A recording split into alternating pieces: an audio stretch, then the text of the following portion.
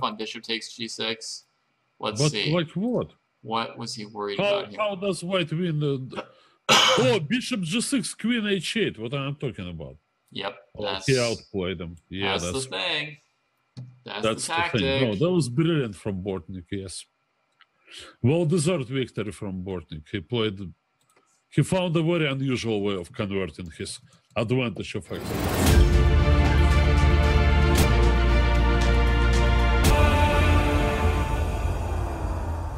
Hello, everybody, and welcome to the Pro Chess League Pacific Division. Today, I'm joined by Grandmaster Alex Yermolinsky. Alex, welcome. Well, good to be here with you, David, and good to see all this big crowd following our Pro Chess League. Yeah, exciting. Yeah, I'm very glad to be here. That's one chance for me, and I'm so happy I have it. Yeah, well, today I have a new slogan for the Pro Chess League. My new slogan for the Pro Chess League is, where the West is better at chess than the East, but the best team in the West is an Eastern team. That's because the Pacific Division is the strongest division in the whole Pro Chess League, but the strongest team in our division are the Chengdu Pandas. No, if I can find them. But only the share of first place. Looking at the standings now, I can see that they joined in by today's opponent, Dallas Destiny. Yeah. And also San Diego Hackers. Is that a Russian team, by the way? The Hackers? Oh, no, the Hackers has a... No. Definitely. Yeah. I mean, well, now there's clear association. If you're a hacker, you must be Russian. You must be. And if they can win an election, they should be able to win the Professional Chess League. But so far, they're not quite there. Close. Well, yeah, interesting. Close. I actually have a theory why the teams from the East are doing so well. I should also mention Australia, right? The Kangaroos, they're in contention. They're in 4th place now. If the playoffs started tomorrow, they would be in. Mm-hmm. And I have a theory of that. If you look at time difference, then you realize that when these guys play from China and Australia, it's already normal time, 8 o'clock in the morning in China, right? Mm-hmm. Yeah. All right. Well, that's a big advantage in my opinion. Well, they don't have to go through a difficult day doing things, whatever they do in life, and then somehow get together toward the end of the day and play chess. Yeah. They're nice and fresh and bright-eyed and bushy-tailed. Yeah. Know. Although a lot of chess players like to, maybe not work, sleep in all day, get up at 3 or 4 p.m. and get ready to play for the Pacific Division. I need to do one thing. Well, I was asked to turn my volume up. Mm-hmm. Okay, so that can probably be done. People want a little more Yermo. Yeah, okay, I'll be right back. I want to turn off one light, that gives this unnatural brightness. Mm-hmm. All right. So while he fixes the lighting, let's see what games we can see today. What do we have here?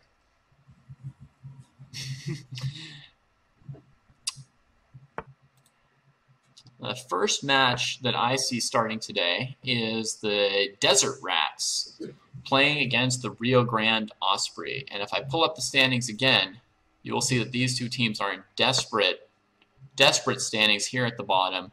Rio Grande and the Desert Rats, they need to catch up with the Seattle Sluggers to avoid being kicked out of the Professional Chess League. And they've got our first match today. Well, I guess if the Desert Rats win today's match, they get to 2 points, and they would still have a chance, I suppose, to finish 6th, and therefore avoiding relegation. But it's a tall order. They're actually going to need help. Yeah, they are. They're going to need the Sluggers to struggle a little bit longer if they want to totally make it. True. Yeah, that's the Seattle Sluggers, they both teams are after. But only one of them can do this. I'm talking about Rio Grande versus Las Vegas. I mean, I don't think there is a mathematical way for both of these teams to avoid relegation. Only one of them can. I agree. And Rio Grande, by being half a point ahead, they've got the better chances. So if they could beat the Desert Rats today, they could really close the distance to the Sluggers.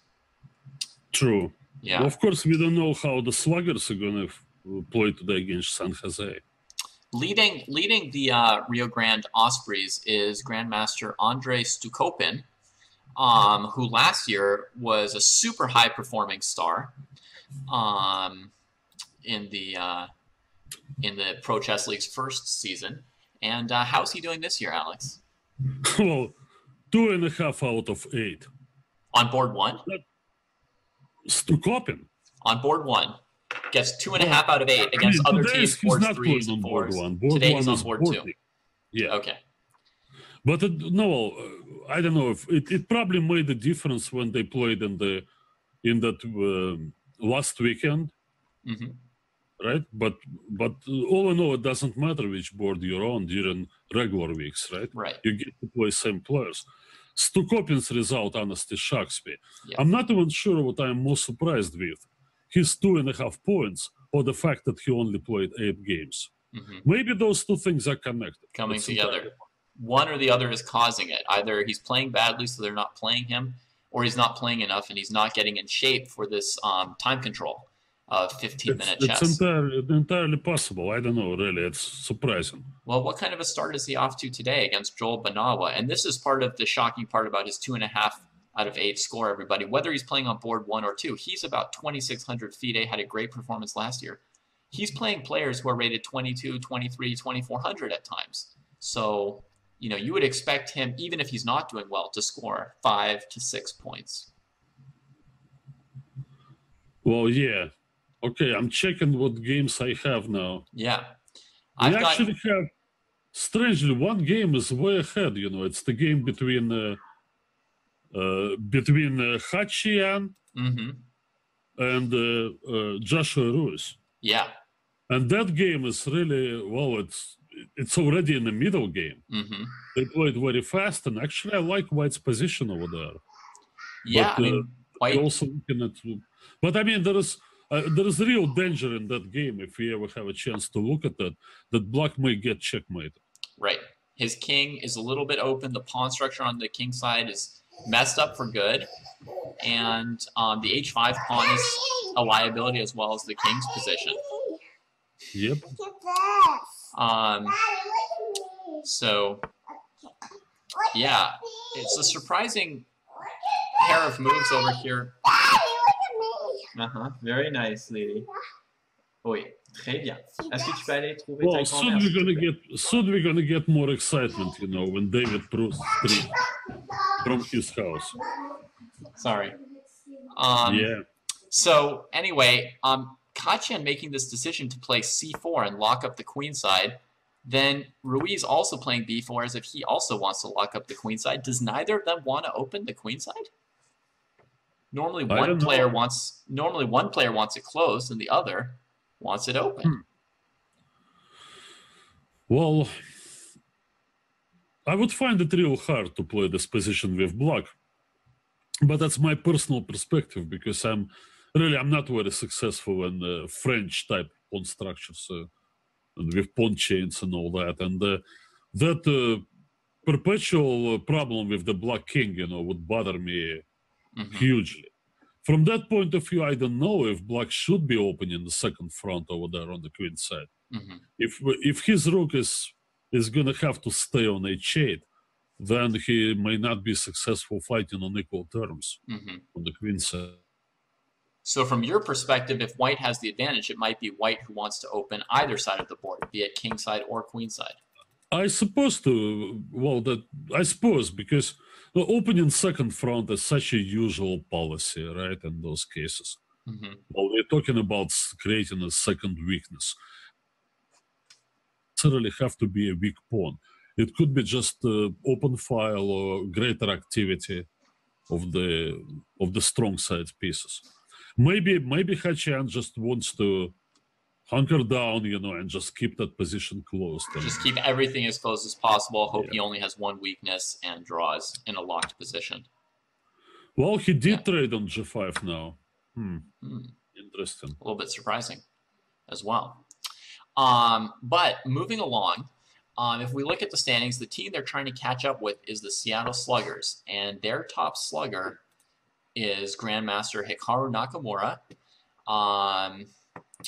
many-time U.S. champion, and he's been playing for Seattle for some time. He played for them in the U.S. Chess League before now playing for them in the Pro Chess League, and his game has just started here, playing against the Hackers, which, if you remember these standings, the Hackers are the team just above Seattle, but by 2 games, hard for them to catch up. And the Hackers are widely considered to be a team that's even stronger than its record. So Hikaru's team will have its work cut out today to stay ahead of the Ospreys when they're facing the Hackers. Yeah, that's true. Well, there's one thing about the San Jose team. Well, they brought up a new player, this Cameron Wheeler, who's a pretty well-known player. He's pretty good. Yeah. He's playing on board 3. Mm-hmm. Also, I believe they have a pretty dangerous player on board 4, which is Faik Aliskerov. So this guy, I know him. Well, his rating is really does not give justice to his ability. He's a dangerous attacking player. Even for Nakamura in this game, I think some caution is recommended. Mm-hmm. So I'm looking at San Jose, and they pretty solid on boards 1 and 2 with Naroditsky and Azore. And they have these 2 guys on boards 3 and 4 that might score more points than the rating would indicate. Yeah. Yeah. So, I mean, if we look matchup by matchup for a second, which I think I have over here. Let's see. Go to that. Well, they have, if you look at board to board, it's Nakamura versus Naroditsky, Margvelashvili versus Izore, Tiglan versus Wheeler, and Chumachenko versus Alaskarov. Yeah. And if, aside of the board 1 with Nakamura, well, it's obvious, I would actually give some advantage to the Hackers. To the Hackers team. Yep. Yeah, I mean, Izoria has definitely performed well all season so far. He did very well in Super Saturday, so he would be one to keep an eye on, potentially get a big score against Seattle. He could score maybe 3 out of 4 if he lost to Hikaru and beat the others. Let's see. Izoria here is listed with 21.5 out of 32. That's not too shabby. No, that's a lot of 21.5 points. A lot of games and a lot of points. A lot of games. And okay. Well, where is Ben Feingold? Ben was unable to attend today. I'm not a permanent replacement for Ben. I've been called off the bench to pinch hit for him. So you guys bear with me for the next 3 hours, and you'll get Ben next week. Yeah, he'll be back soon. In fact, we had a kind of funny musical chairs of commentators today, where at first I was going to sit out because I had a baby arrive during the night, and then I was going to have Danny replace me. Then Ben was sick, so I said, hey, I could replace Ben, and I could be Ben, and Danny could be me. And then Danny couldn't do it, and Yermo replaced Danny. And finally, Danny said, enough nonsense, David. You're going to replace yourself. And that's right. And Yermo of course, can nobody can replace me. Even I cannot replace myself. Yeah. Yeah. Anyway, Hikaru is doing quite okay here. I think that trade. Well, I understand why Laskarov went knight h4. He wants to remove that knight, which is protecting the king side. But so far, nothing much is happening on that king side above mentioned, while Hikaru is about to start his pawn minority attack. Yeah, I think that at the moment, Aleskarov's pieces, his minor pieces, are not looking that good. If his plan was to trade pieces just to simplify and get a draw from Hikaru, I don't think that's a good enough plan, because with this asymmetrical structure, Hikaru can always do this minority attack that he's just started with b5, b4, create a weakness on the queen side, and find ways to pressure almost any endgame that comes up. So, well, knight h5 is going to be played probably sooner than later. Yep. Never mind h2. You gotta threaten to come to f6. And I want to point out Hikaru's rook placement. Well, one would expect his rook to remain on the queen side to support the pawn minority attack. Yeah. Nonetheless, he brought his a rook to e8 because he anticipates the need to play f6. And he wants to have both e6 and f6 covered. f6 against potential sacrifices. Yeah. That's some Prof what? What's the Prophylaxis? strategy? Prophylaxis. Okay. Getting ready to stop the threats. And the knight doesn't even come to h5. That is... Well, probably f6 would be the answer to this. So I'm not sure if white would have accomplished much. But also he circles around, goes knight f1. I would say this, if he's going to go bishop g3 now, then my money is on Nakamura winning this game. Yeah, I think the way he's playing, he is just trying to play bishop g3. I would have thought that... I'm surprised by one thing you said. I would have thought that if I could get my opponent to play f6, that's some kind of accomplishment for me, because now Nakamura's rooks have to stay honest defending the king side. Whereas in the game, if I play knight f1, Hikaru's rooks are free to swing to the queen side at some point. And the move he just played, c4, would be way more effective if the black f pawn moved to f6. Oh yeah. Yeah, then you'd really have some kind of a targeting going on this e6, d5 structure. But nonetheless, c4 is probably the right move, because it will take a little bit of effort for black to establish that blockade on the d5 square. There's little awkwardness over there, like the pawn on a6 is hanging, and those little things. So maybe he's doing the right thing with c4. That in turn, we may question Nakamura's decision to play before that early, but he played what he played. Because he could have built up for it before he went for it. Oh yeah, absolutely. He had many possibilities. But now it's interesting. Queen a5. I don't think Hikaru really means to take that pawn. I kind of doubt it. After rook a1, his queen would probably be trapped. Well, yeah, knight e3 is fairly obvious reply, protecting that pawn on c4. Simple. And I just don't like queen takes a2. It's too adventurous. On the other hand, the pressure on d5 increases with knight e3, and pawn takes c4, knight takes c4 might be even worse than pawn takes c4, queen takes c4 before. So it's not clear what Hikaru's plan is here, other than to take the pawn. No, with this move, the last move, bishop f4, Hikaru is willing to accept a symmetrical pawn structure in the center. In reply to c takes d5, he probably is going to have to take with the pawn. Yeah, it doesn't look like bishop e3, pawn takes c6 would be very attractive. Then there is an interesting line for those of you who love to analyze blindfolded. Suppose there is exchange on d5 and white goes knight f5, which looks all cool, right? Bring the knight in and do damage. Then black has the sneaky trade on e1 followed by b3, opening up on the rook. Yeah, that could be felt. That's about to happen, because Aleskarov actually played knight f5. I'm not sure he took that b3 move into account. It feels like people always make some kind of loose move and give Hikaru this kind of chance. Could Aleskarov have played this a little too fast? Well, I think so. I don't know if he's in time trouble. It doesn't seem to be this way. 9 minutes and 42 seconds, and you allow the simple tactic, which will make your life pretty miserable. Now, why is Hikaru taking that much time on oh, he played b3 immediately. Huh.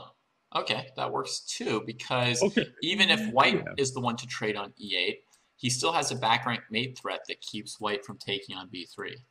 Well, technically speaking, it's not mate. You will have queen f1, but after bishop takes h2, it's going to cost white the queen. Yeah, I'll show everybody real quick what we're talking about. Coming down here, check, check, queen blocks, and then bishop h2, and that's going to cost the queen. Yeah, the queen goes to f1 and then bishop h2. Yeah, you're right, exactly this way. So anyway, b3 is, well, this is the kind of shot, oh, well, that you should not miss as a master. You don't have to be 2,800 to take this into account. Well, now I'm, honestly, I'm a little bit baffled as far as, blunder the queen. And then he hangs the queen, too. Well, Faik, well, this is not a good start. No. For you. All right, but it's usual start for Nakamura. That's not the way, dude. Hikaru is pre-moving all these moves while raising his eyebrow. How about that? Yeah. All right. We saw Nakamura win de jure. Mm-hmm. And, well, things are heating up a little bit in the Hachan game against Joshua Ruiz. Let's see this one. Ruiz managed to play h takes g5 at some point, opening up the h-file for his heavy pieces to target that isolated h-pawn, and now Melik has just been willing to sacrifice it rather than defend it forever. Yeah, the h-pawn is gone, but Black is counting on moving his queen possibly to h5, and but I'm not sure he's gonna succeed with this. Black, okay, now the rook is under attack, so what do we do now? Do we go queen h5 immediately? That's probably not good because of rook takes h4.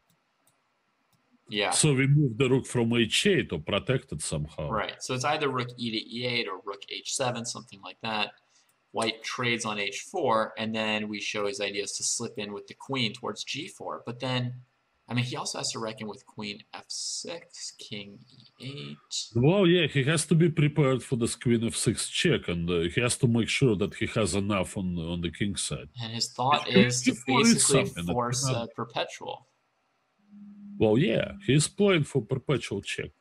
White could consider bringing the queen back to e2 after winning that pawn on h4. Mm-hmm. But I'm not sure I recommend this because it may be impossible to break through. It could be some kind of blockade. And Black has queen takes h4 in that case as well. Well, I was actually thinking that he would take with the pawn immediately. This is the line. Leaving rooks on the board. He played queen e2. Now, this is a very logical way to play, but I just cannot guarantee success. I'm not quite sure that we can break through that. So you're saying Black could just play the 2-rook endgame, put his king on g6, and try and blockade? No, that's what Melik just played, you know. There's the h-pawn and the e-pawn. Double up on the e-file. That's what he's got to work with. I think he would lose eventually in that endgame, Alex. My thought is, let's say the Black king is on h5. Yes. At some point, White doubles on the e-file, and Black, I mean, first you're going to keep Black's king out of g4, but at some point, White doubles on the e-file. Black has to defend the e-pawn with both rooks, and then you play rook to e5 and take on d5. That's correct. Well, that's the danger. That should pretty much do it.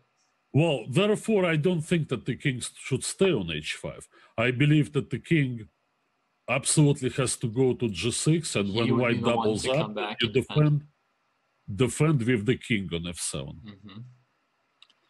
Then it's going to be g6 check. That's the problem. Yeah, and I still don't see how he even gets out of the way of rook e5 in time. I guess g6 is the only problem that way. Okay, another idea. What about going all passive? I go rook h7 to h8, wait for you to double up, and go rook h8 to e8, and just sit. Mm-hmm. And mark time by moving my king from h5 to g6. I guess maybe at some moment h-pawn can be sacrificed, and White makes a rapid swing with the rooks on the newly open h-file. Right. I'll show people the idea. h5 check at some point, king h5, rook h2, and White should win with that rook in the g-pawn. Honestly, with 2 minutes on the clock, that's what Melik is playing for. He stepped back, he's going to go rook e7. Now White plays a4, whatever. Or a3, any move. And after king g6, h5 resigns. Yeah, he did it. Yeah. Well, Ruiz plays a fantastic game. And confidently. I mean, he's got 6 minutes against 2, but he's hardly worrying or breaking a sweat here. He's just banging out these moves. Interesting activating the king now. Yeah, this also looks strong. Mm-hmm. Oh, I don't know. I find this just hopeless. Hopeless indeed. Oh, absolutely. That's just terrifying. Yeah. Yeah, well, that's going to be a good start for the match for the Ospreys. I mean, if their board 4 can beat board 1 for the Desert Rats, that's going to be demoralizing for the Rats. Oh, yeah. Unless Stukopin gets upset as well. Let's see how he's doing here. Okay, well, Fallon stuck open now. Stuck open. His position's not great against the board 4 of the Rats either. I mean, Banawa has a huge positional advantage, right? Knight.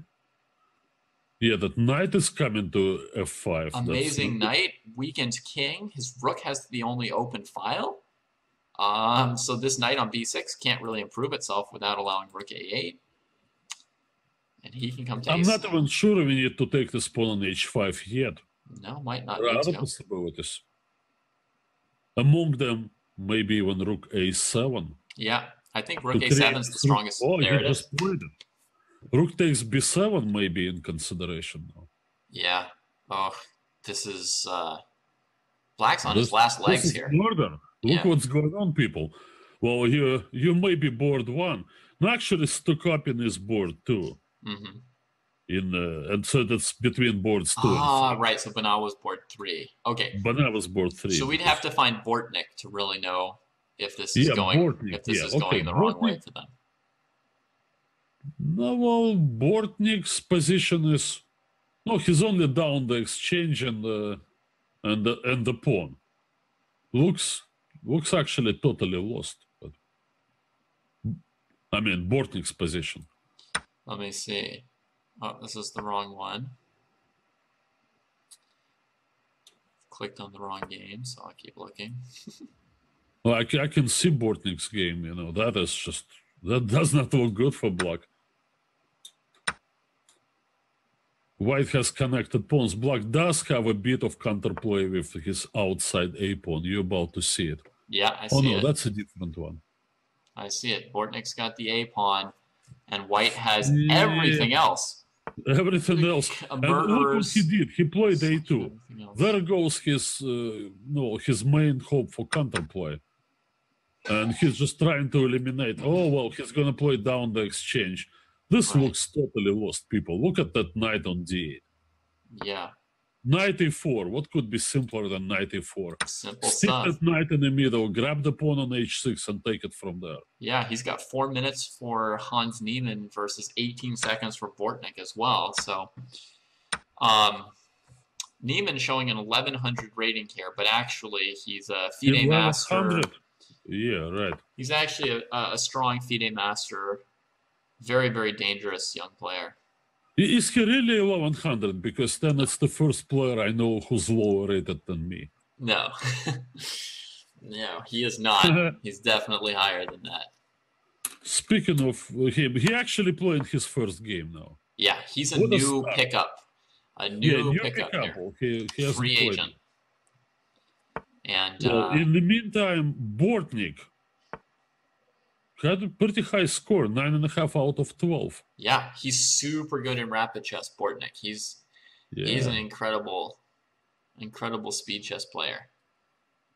But then again, if their last board can take out their best player, then it's not really looking good for in this for Rio Grande. But all the same, Melik is going down. Right. I mean, this could be anyone's match. Yeah, if we pop back to Melik's game, it looks like Ruiz is really counting on the G pawn here as his main asset. Okay, going back to... And it doesn't look so easy to win this game at the moment. I mean, maybe it is, but to me it looks like it got a bit messy because Melik actually somehow... I totally misplayed it. Melik somehow got a couple passed pawns for counterplay. Seems very weird. Well, now the a-pawn will become a factor. The a-pawn's a big factor. When black moves one of the pawns, the white rook will get behind. Now, if you do this, then one of the pawns is gone, and you don't get to queen, right? Mm-hmm. Yeah, I think he went for it too fast with the pawn pushes, but maybe he has some hope of saving it. He's going for the a pawn to eliminate that.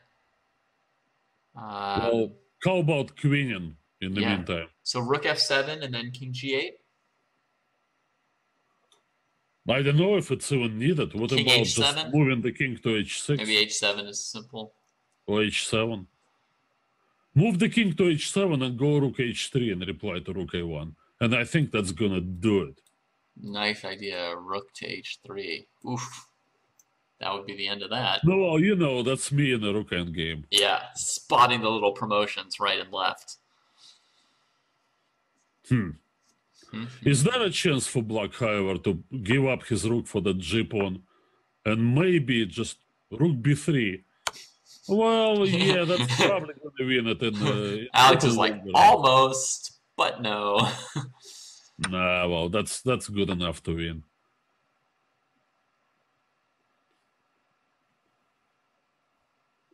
It's good enough to win. Yeah, it is still winning.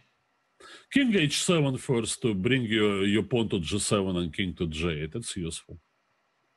Wow, in the other game, we've got 5 seconds against 5, so I'm popping back. Oh, no, 30 seconds against 5. But I'm popping back to see Banawa against Tukopin, and it looks like Banawa has slightly misplayed this. Somehow he traded off all his pieces, which makes it a lot harder for him to win. All right. Going for this. Huh. So things are feeling a little unpredictable here today. A little bit of wildness in the air. Well, actually, Tukopin somehow is, yeah, you're right, you know, he's totally escaped, but I think this game going to end in a perpetual check, right? Yeah, a lot of queen endings do, don't they? No, well, there is absolutely no reason for White to avoid this, because he's not getting anywhere. Yeah, he's not getting anywhere at this point. Well, he's actually quite lucky, because if king g4, then after queen g6 you get mated. You cannot come to f3, queen h5 mate. So this game ended in a draw. So that's a lucky save for him. Yeah, lucky save from Tukopin. And how is it going to affect our situation? Looks like he played it well. He played a nice d5 move and saved half a point for his team. Okay, I'm going to the last game. That is from that match. It's still going. So this pawn has promoted against Melik. Melik's probably finished. Melik resigned. Yes, of course. Okay, and the last Hans game. Niemann has won on time against Bortnik. So we had 2 board 1s upset by board 4s in the same match here. Whew. And the last game from this match is in progress. And advantage here goes to the Desert Rats. Up 2 pawns, I think this Agasarian is totally winning.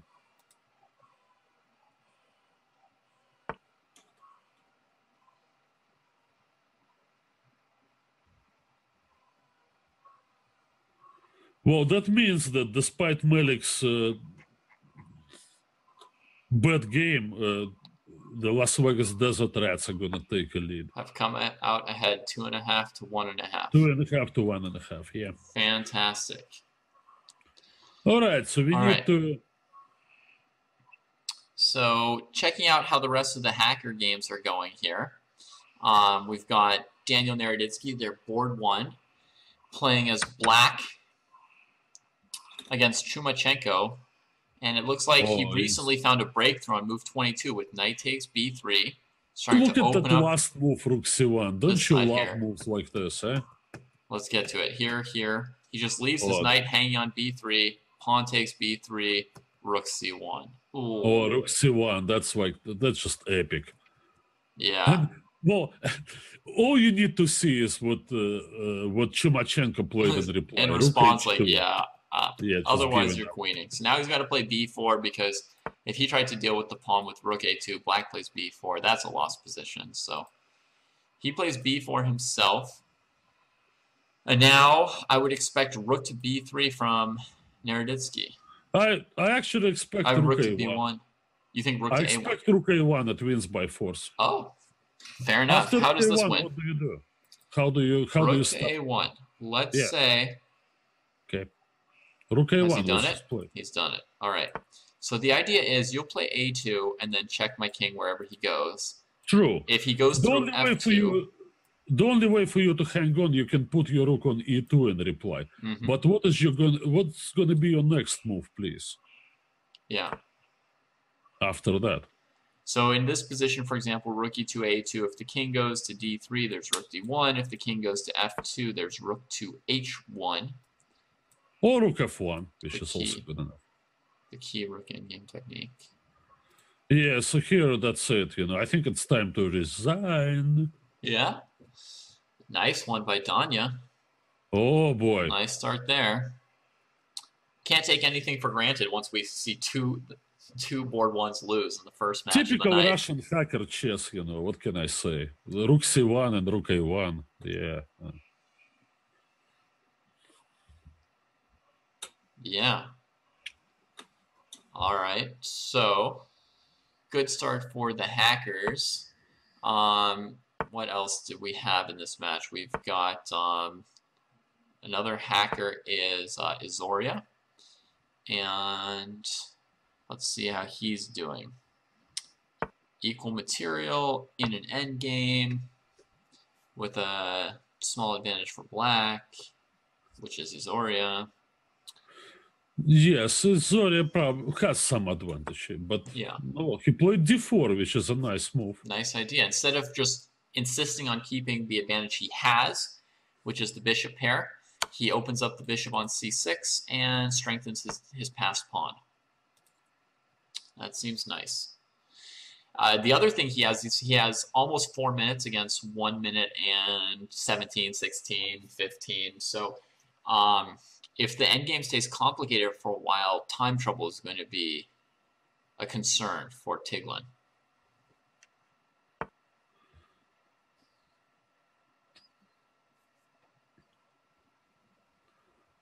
All right, so Naroditsky won, and now, yeah, lots of interesting games. By the way, we have the match between Dallas and Chengdu Pandas underway. Those two teams that are leading the division. Before we go to that, I want to have a quick look at Cameron Wheeler versus Georgi Margvelashvili. Margvelashvili has been an important player for the Sluggers this year, often playing board 2 behind Hikaru. And here Cameron, the new player for the hackers, is starting off in pretty fancy style. If you look at move 24, he just puts his queen on f6, defended by the black knight, and sets up many people's favorite endgame tactic. Perhaps one of the most popular tactics. One of the most loved tactics of all of chess, the whole windmill. Knight f6 on the king moves, knight d7, and go pick up the queen there. Well, I'm trying to bring this game to logical conclusion by playing bishop takes e6. But I'm failing a little bit. I want to give up this queen and play for mate. Of course. But I don't think I'm going to be successful. After bishop takes, they agree to a draw, which is somewhat disappointing from this kind of position. You want to see it. Yeah, you want to sack the queen somehow, finish him off. Yeah, but bishop takes e6. I don't think it works. Knight takes queen. Pawn takes knight, threatening mate, right? So you want to do it with the king on h8? Yes. I want to play bishop takes e6. Very nice. You go knight takes queen on f6. And I take back with the pawn. Okay, and if I take that pawn, then the bishops do their deed. That's mate. Yeah. It's mate immediately, because my bishop is on e6 blocking your queen. And if I get rid of the bishop on e6, then you take on g7, and the Which knight is mate, does the legally. job. Yeah, that's why bishop takes e6 is such an attractive move. But the problem is that in this position, after pawn takes back on f6, black should capture the knight. And in reply to f7 check, bishop comes back to g7. Just bring back the killjoy bishop. And yeah, that's disgusting, because black just has too many rooks. In this position, I should be taking your rook on e8. You should somehow have some kind of a back rank mate, right? Yeah, back rank mate, and I don't get it because you have 2 rooks. That's why chess is such an unfair game. Yeah, and just not as fun as it could have been. Exactly, and this Cameron spends all his time, and now he's down to seconds, and he had to take the perpetual because he simply didn't know what to do. he can't really step back with the queen. He would lose his bishop. And thus another could have been turns into a draw. Yeah. Leaving. But then again, I wouldn't be surprised if you're missing something. Leaving only Azoria and Tiglin to wrestle over this first round match. Tiglin down to 17 seconds now, so the pressure's on. He's left Azoria with his bishop pair. The position still looks complicated, and his time is ticking down. Oh boy, you know, that's dealing with the pawn on d2. Tactics time. Bishop c3 maybe to chase that rook. Where's the rook going? It needs to stop the d-pawn. I have no idea. Maybe it'll give a check on a7 and then let somebody else deal with the d-pawn. Well, like, I don't know. Possibly you can bring the king to e2. It's not that forcing, right? King comes to e2 and the pawn is under attack, and I'm not 100% sure. Although there will be that move, rook d8 later. Yeah. Okay, let's see what he's come up with. They're going for. Bishop c3 played after thinking for quite a bit. Yeah. Tiglin can't hesitate. He throws the rook check. Azoria's king has to go back.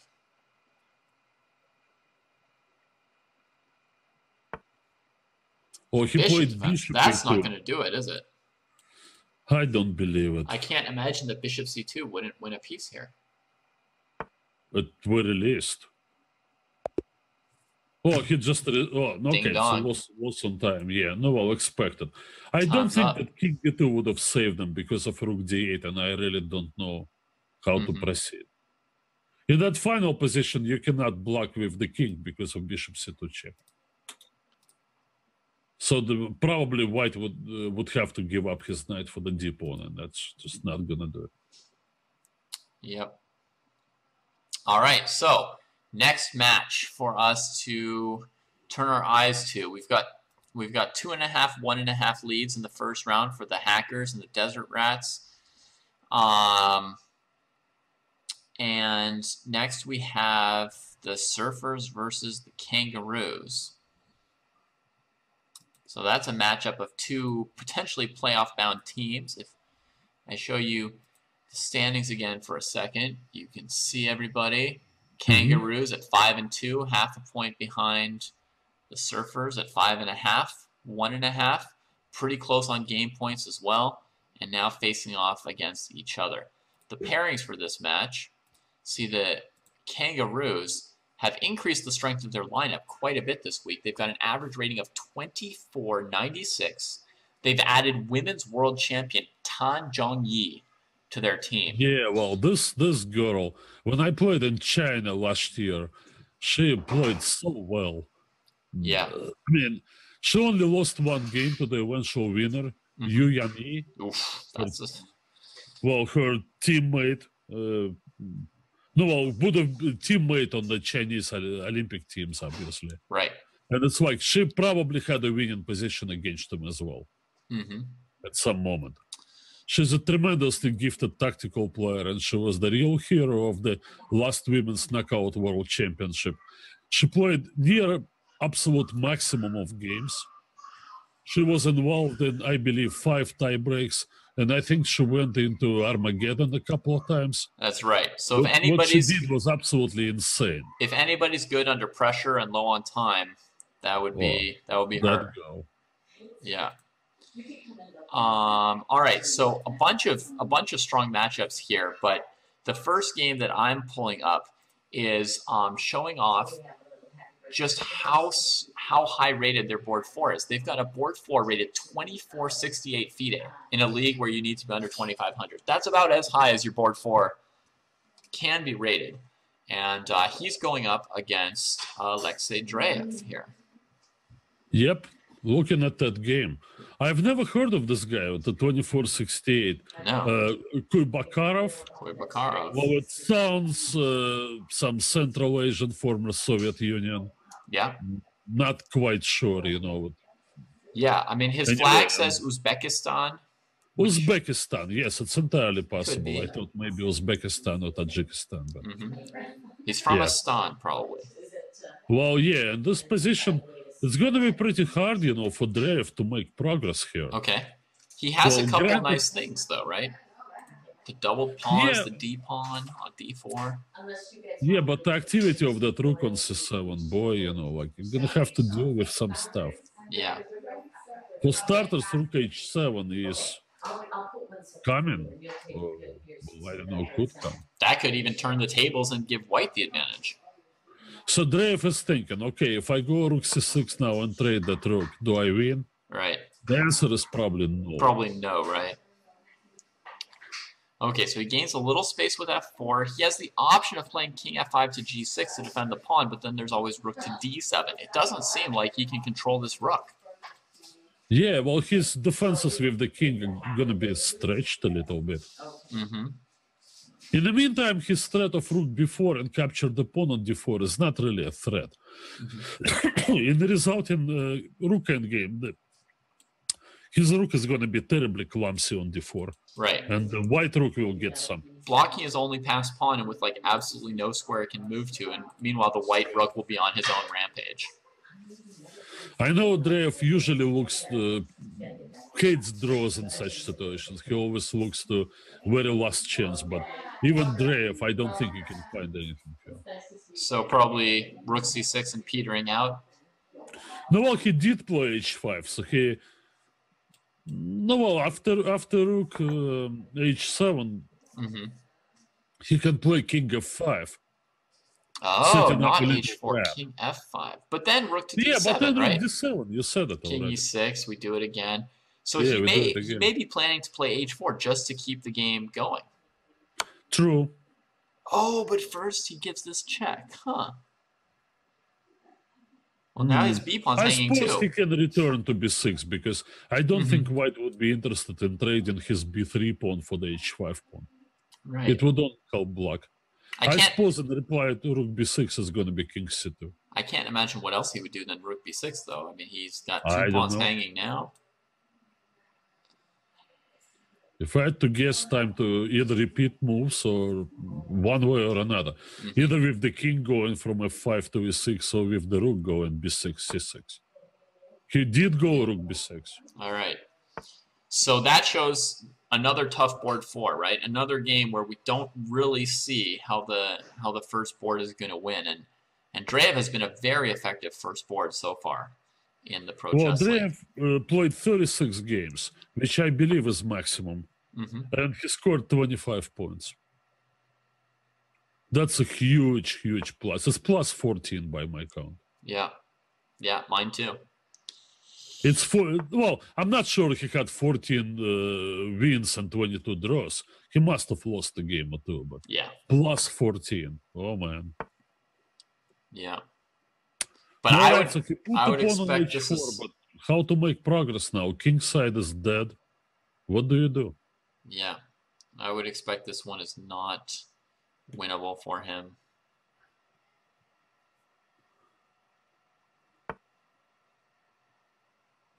Well, speaking of Yu Yanyi, but we didn't get to this match, but yeah, no, he's doing okay. But we would be getting there soon, so I can pop up his position for a second. Yu Yanyi here, board 1 for the Chengdu Pandas. Username ChessPanda123 on Chess.com. And here he is playing a complicated position as black against Sabina Foizor. Board 4 for the Dallas Destiny. Just half a point behind them in the standings in the race for first place in the Pacific. Well, Sabina and her fiancé, I'm not sure. Maybe they're already husband and wife. I'm not sure. Elshan Moridiabadi, well, they recently joined the Dallas Destiny team. They only played 4 games each. Okay. And new signups, new hires. Half point, and Elshan scored 2.5 out of 4. But they're fresh and well, ready to go. Yeah, this is kind of the top matchup of the day, really. I would say is the matchup between the Pandas and the Destiny. These are probably the teams that have looked the best so far this year in the West. Although obviously, it could be argued the Surfers And the Kangaroos are very close in points as well. So far, Yu Yangyi's not looking like another upset. I mean, he's got the bishop pair. His position's fine. He's got a good position. Yeah, well, yeah. Indeed, that's going to be pretty hard. No huge prompts yet. And Hikaru has also started up playing. We'll check in on his game with Cameron Wheeler in a few moves as it gets out of the opening. But yeah, he's playing the Tolosh Geller gambit of the Slav defense. Normally in the Slav here, people play a4 as white to prevent b5. Then they play e3 or e4 and recover their pawn on c4. Hikaru's played the move that I always thought was appealing, which is, move your center pawn, and if black wants to spend more time defending b5, let him. So this promises to be a complicated game. That was played by young Garry Kasparov quite a bit, and also by the young Uncle Yerma. I was nobody's uncle then when I played this. And I had quite a few interesting games against some tough opposition, but eventually I grew dissatisfied with this gambit. I thought that white's possibilities are a little limited here. Yeah. All right, bishop b7 should be played instantaneously. We will see. We'll get back to that one as it goes, as it comes out of the opening. But first, I'm checking out a time scramble here between two grandmasters on the other playoff-bound teams so far. Samuel Sevian and Multun Lee of the Kangaroos. Sevian of the San Diego Surfers. They've got seconds each and opposite colored bishops. So I would say both sides would be looking for some way to start an attack. Well, but black is attacking the pawn, while white is trying to attack the king. Yep. Well, Lee showed complete disregard for his pawn. He's not going to waste one more move defending that c-pawn. Heavy price for that. Yeah. Now rook f6 is coming up. Oh, he found one defensive move. Great move. There was high time to trade queens. No, well, I don't know. Well, he's trying to set up mate, but there's really no mate because white will play h3. He wanted to go bishop c5, but that's not super effective. And this way, wow, it's hard to win. No, it's just one pawn. Yeah, it's probably going to be a draw. d6. Oh, no, he plays this. No, right, it has to be a draw. It just cannot be anything else. Do people agree to draws ever, in pro league? Or do they slug it out till bitter end? It happens. There's different approaches. Draw by agreement. Oh, well, great game. I'm sure it was a battle worth of close attention, but we only caught the tail end of it. Okay. Yep.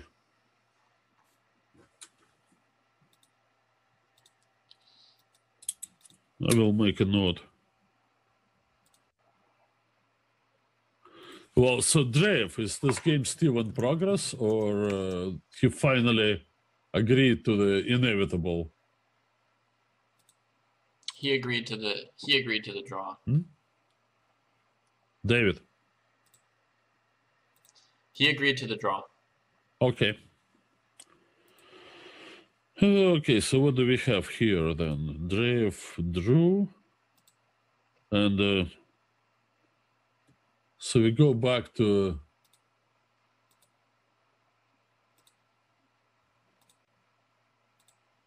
Okay, I'm trying to catch that game.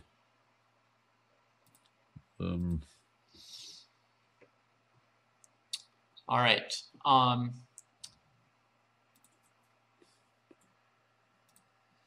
right. I'm looking at Yu Yangyi's game against Foizor, where she seems to have traded off some pawns and some queens. Does this give her some good chances to save the game? Let me get back to this. Opposite cover bishops. Well, oh, look at the great move she played, bishop e4. Forget bishop f1. You must activate your pieces. That's the right move. Nice. even though it gives him 2 connected pass pawns on the king side. Better to just get all active. Well, white would have some serious counterplay then. I will probably start with bishop d5 check, followed by rook f1. Force it. No, he played bishop d4, which is a much better move. You gotta clear out at g7 square for your king. Putting some pressure, giving the king room against some counterattack with bishop d5 and the rook coming in. Yes. Well, but he gets the a2 pawn, but in return she gets b7. But he might first save his b pawn. He might first save his b pawn instead of taking a2, right? Play b6, bishop d5, king f8. Try to keep the white rook out for a little bit. Yeah, that's actually an interesting idea. Perhaps b6 should be played. No advantage to block, but the game is not over yet. Yeah, definitely. Still a lot of work to do here.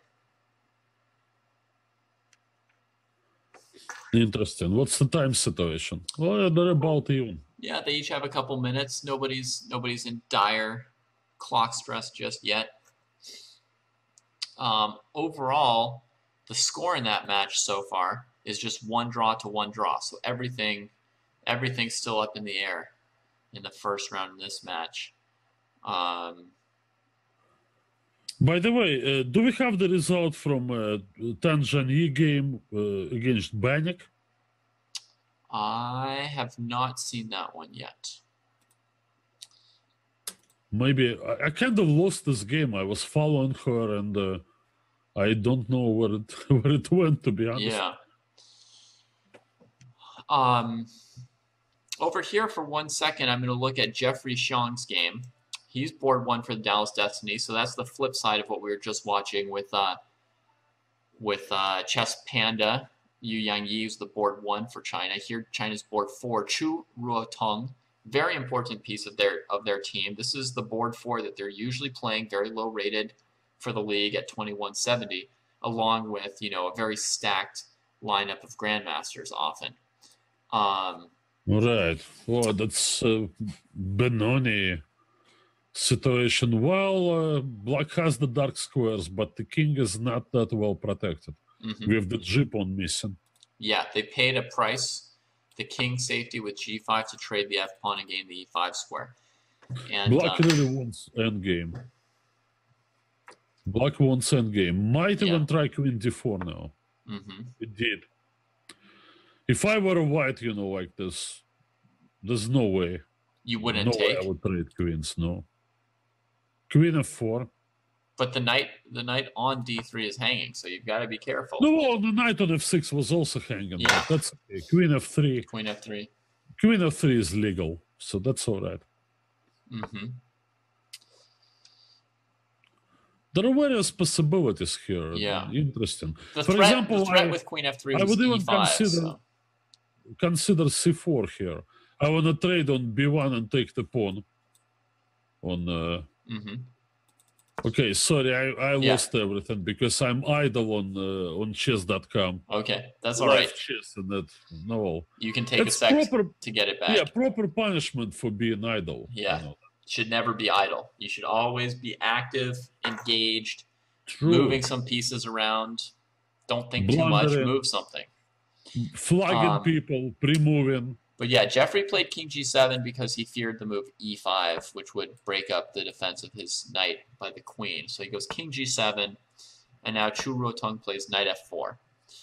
And as I was saying, she's the key piece for this Chinese team because they've played like 3 different players rated about 2100 because they like the idea of stacking 3 high-rated players on their other boards. Of their 3 board 4s that they've tried, Ruotong is the one that they seem to have settled on as the best option for them. But sudden results in here for the chess panda Yu Yangyi. He has profited from a mistake by Sabina to end the game quickly. He played king g7 before bishop takes b7 or bishop d5 check could be played, getting out of the way first, leaving open the options of either rook a2 or b6. Sabina walks right into the invitation, takes on b7. it's a blunder to rook to f7, attacking the bishop and stopping rook e7. Wherever the bishop goes, Yu Yangyi just plays bishop f2, picks it up. She had bishop d5, which would be a reasonable move. Oh boy. Yeah, so that was bishop kind of d5 preparing. You don't even want to take the spot with the bishop. You want to take it with the rook. Kind of Bishop a devilish d5. trick there. Yeah. Yeah.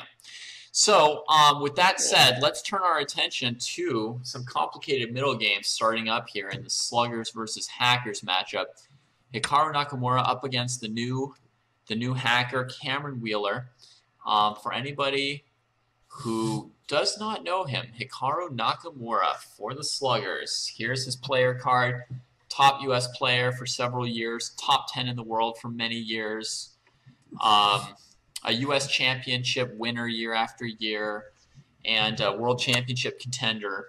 And also, in addition to being really good at slow chess, he is even better at speed chess. He is widely recognized as the best bullet player in the world, and learned a lot of his chess by playing so many bullet games that he just, by experience somehow knew so much of what there was to do in chess. And they having some position here. I'm telling you. I look at this. First of all, Wheeler is up 3 pawns, but all the same, nice. He has to deal with little problem of checkmate and one. Yeah, some serious sacrificing going on from both sides. Possible checkmates in one for either player. Opposite colored bishops, by the way, tend to increase these kind of checkmating possibilities because your bishop's sort of attacking squares that the other person's bishop can never counter or defend. That's true. I don't quite believe in the Queen G2 as a bailout. White will probably round up the pawns fairly quickly. Okay, by bailout you mean he doesn't see a way to defend his king. G2, he says, I've already got 3 pawns. I'll just sack my bishop with this, get the queens off the board, and then play this endgame against the bishop. But it favors white. But it favors white because these black pawns are just not imposing enough. They can be easily blockaded. Just going to fall one after another. Rounded up. So that's not a real option for Cameron just yet. Although he does need some option that avoids checkmate. No, he can just run his king to c8. Just start running. I think the f6 loses to queen takes. Does it? Queen takes g7. And then his plan is probably to castle queenside. No, then rook takes a7 introduces a new... Rook to a7 introduces some new options on the 7th rank here. Checkmate on c7. And, if he tries to block with rook d7, you've got queen h8. On bishop b7, it's going to be bishop d6. No, it loses by force. Still trying to checkmate on c7. Very, very hard to defend once this queen comes to g7. And Hikaru has played it relatively quickly.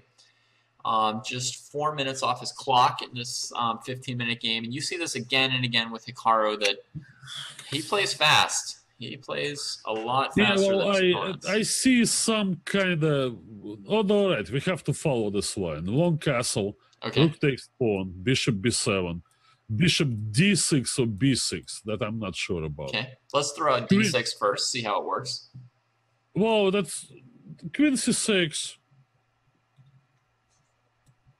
Okay. I mean, it doesn't really, it's not promising at all. White can play a lot of moves, including the other rook to a1. My favorite is rook to b1, with the idea that if black plays rook g8 trying to counterattack us, I want to play rook a8 check, bishop takes rook, and rook b8. And the key in these positions is, like, you're both about to get destroyed, so you need to, at some point, do everything with check. You need to be ready to just finish operations. No, it's impossible to defend this. Well, rook b1 is a very nice way to finish it. Several of these moves are happening. Cameron has castled queenside, rook a7. He played bishop b7 to block the checkmate on c7. Rook b1, your move. Okay, bishop that's effective. Rook b1. Okay, yeah. The threat is not rook takes b7. That's the kind of move that's too slow when your opponent is playing rook g8. Yeah, that's not. It's this threat of rook a8. It seems like that's the end of this game. Yeah, Nakamura chess. Forced mate. So let's see if Cameron has the decency to play it out. What else to do? Take on d6. Yeah, maybe No, so. but then what? Pawn takes, rook is hanging. That's the only move that does stop checkmate for a little bit. No, then you'll change your mind. You'll take on b7 eventually. Yeah. After rook takes d6, pawn takes now must. Oh no, you can play c2 now. No, you lose your rook with check. No, it's too much. It gets messy, but white is at this point now where he's just doing everything with check, taking the bishop with check, chasing the king around with checks. But Cameron's thinking about it a little bit. I would confidently bet that he's going to be Hikaru's next victim today. Well, should I pencil it in already? I probably should. Perhaps.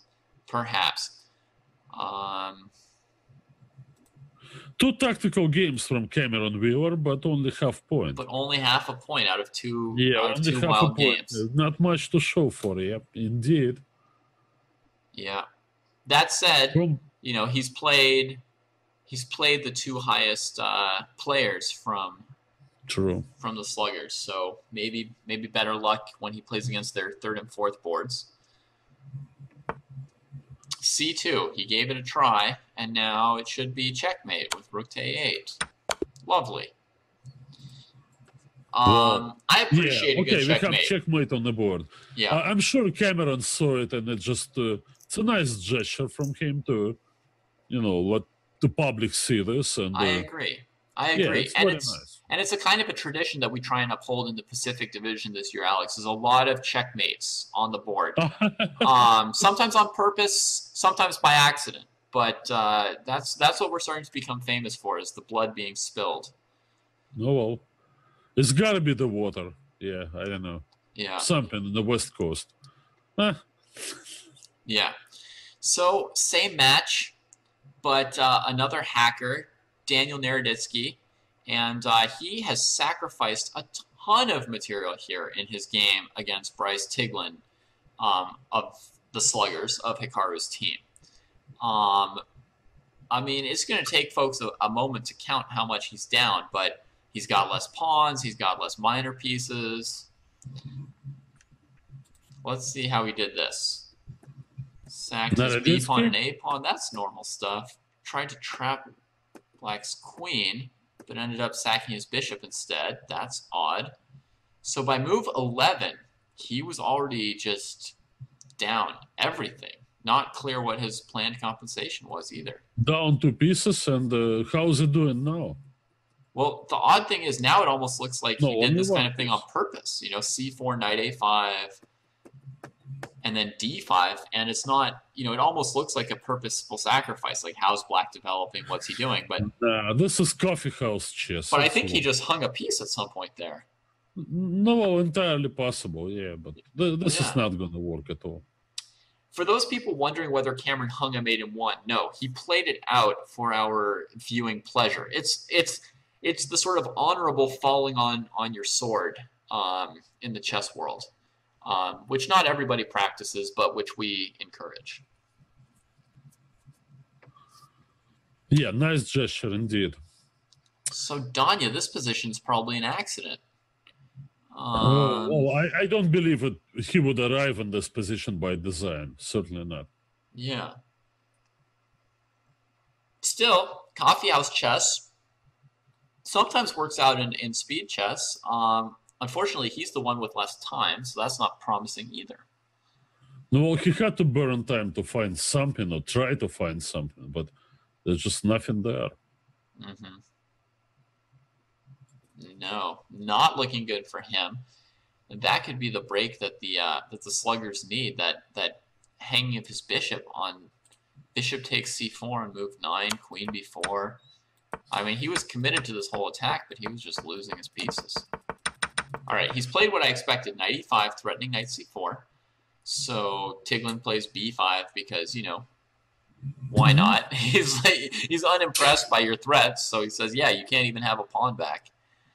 Now I can put the knight on c6, but it's probably going to be traded soon. Right. He can get his knight to this weakness. That's sort of like the watch out. If you play b5, I get this outpost, and Black can just play bishop d7 or b7. Either move, just trade off that knight and feel very comfortable. So, okay, Danya's played rook to e1, trying to keep a little bit more tension. Well, bishop moment. b7, I suppose. Bishop b7 could still be a good move. No, threatening to take the pawn on d5 and possibly checkmate Queen white. d5, either checkmate white or trade queens. They're pretty much equally winning. Like, whichever one happens is I'm beginning to 100% winning think if chance. in this position I remove any of the black rooks off the board, I will take black. You could still win without one of your rooks. Yeah, I mean, I cannot really give 2 rooks. I think it's too much, but 1 rook I would. But one you could. Yeah, I could. Yeah. If Tiglin types that into chat, it's going to get pretty real in this match. It's like, which rook do you want me to take off the board, Danya? Oof. People ask me to move light away from my face. Do I have much light on my face? You have a little bit of shine coming from below. And I mean, the thing is, you know, that maybe I'm sitting a little too close to my webcam, and sometimes it gives this effect, and then yeah. Most of the time when I do my shows, it's still daytime. I don't really work that late in the day. I'm in Central Time Zone, and no, it's already past 9 p.m. Yeah, so I'm not really that well adjusted in terms of my equipment for this late show. If you got perfect lighting and leaned in close enough, we might be able to see chessboards on your glasses, but not tonight. Yeah, there's glasses too. Let me change my glasses. Maybe it'll work with different glasses. See if we can see the boards we're looking at here. Oh yeah, I don't know. Well, it's even worse. I don't know what to do here. Don't worry about it. Okay, let me try to work with that lighting. Well, I don't know. They say you look 40 with this lighting, so that's okay. I look what? 40 years old. 40 years old. Is that supposed to be a compliment? I didn't particularly like the way I looked when I was 40 years old. It's not too bad. Maybe. Not too bad. So what do we have here? We have any exciting games? All right, I didn't get the final result from this match, from the match between Dallas and Chengdu. Well, so what do we have there? We have wins on board 1, so that was 1-1. Yeah. What happened between Li Chao and Elshan Moridibadi? The first round, actually, Li Chao drew. Okay. So that was very nice for Mordiabadi. And Li Di lost up against Conrad Holt. To Conrad Holt, yes.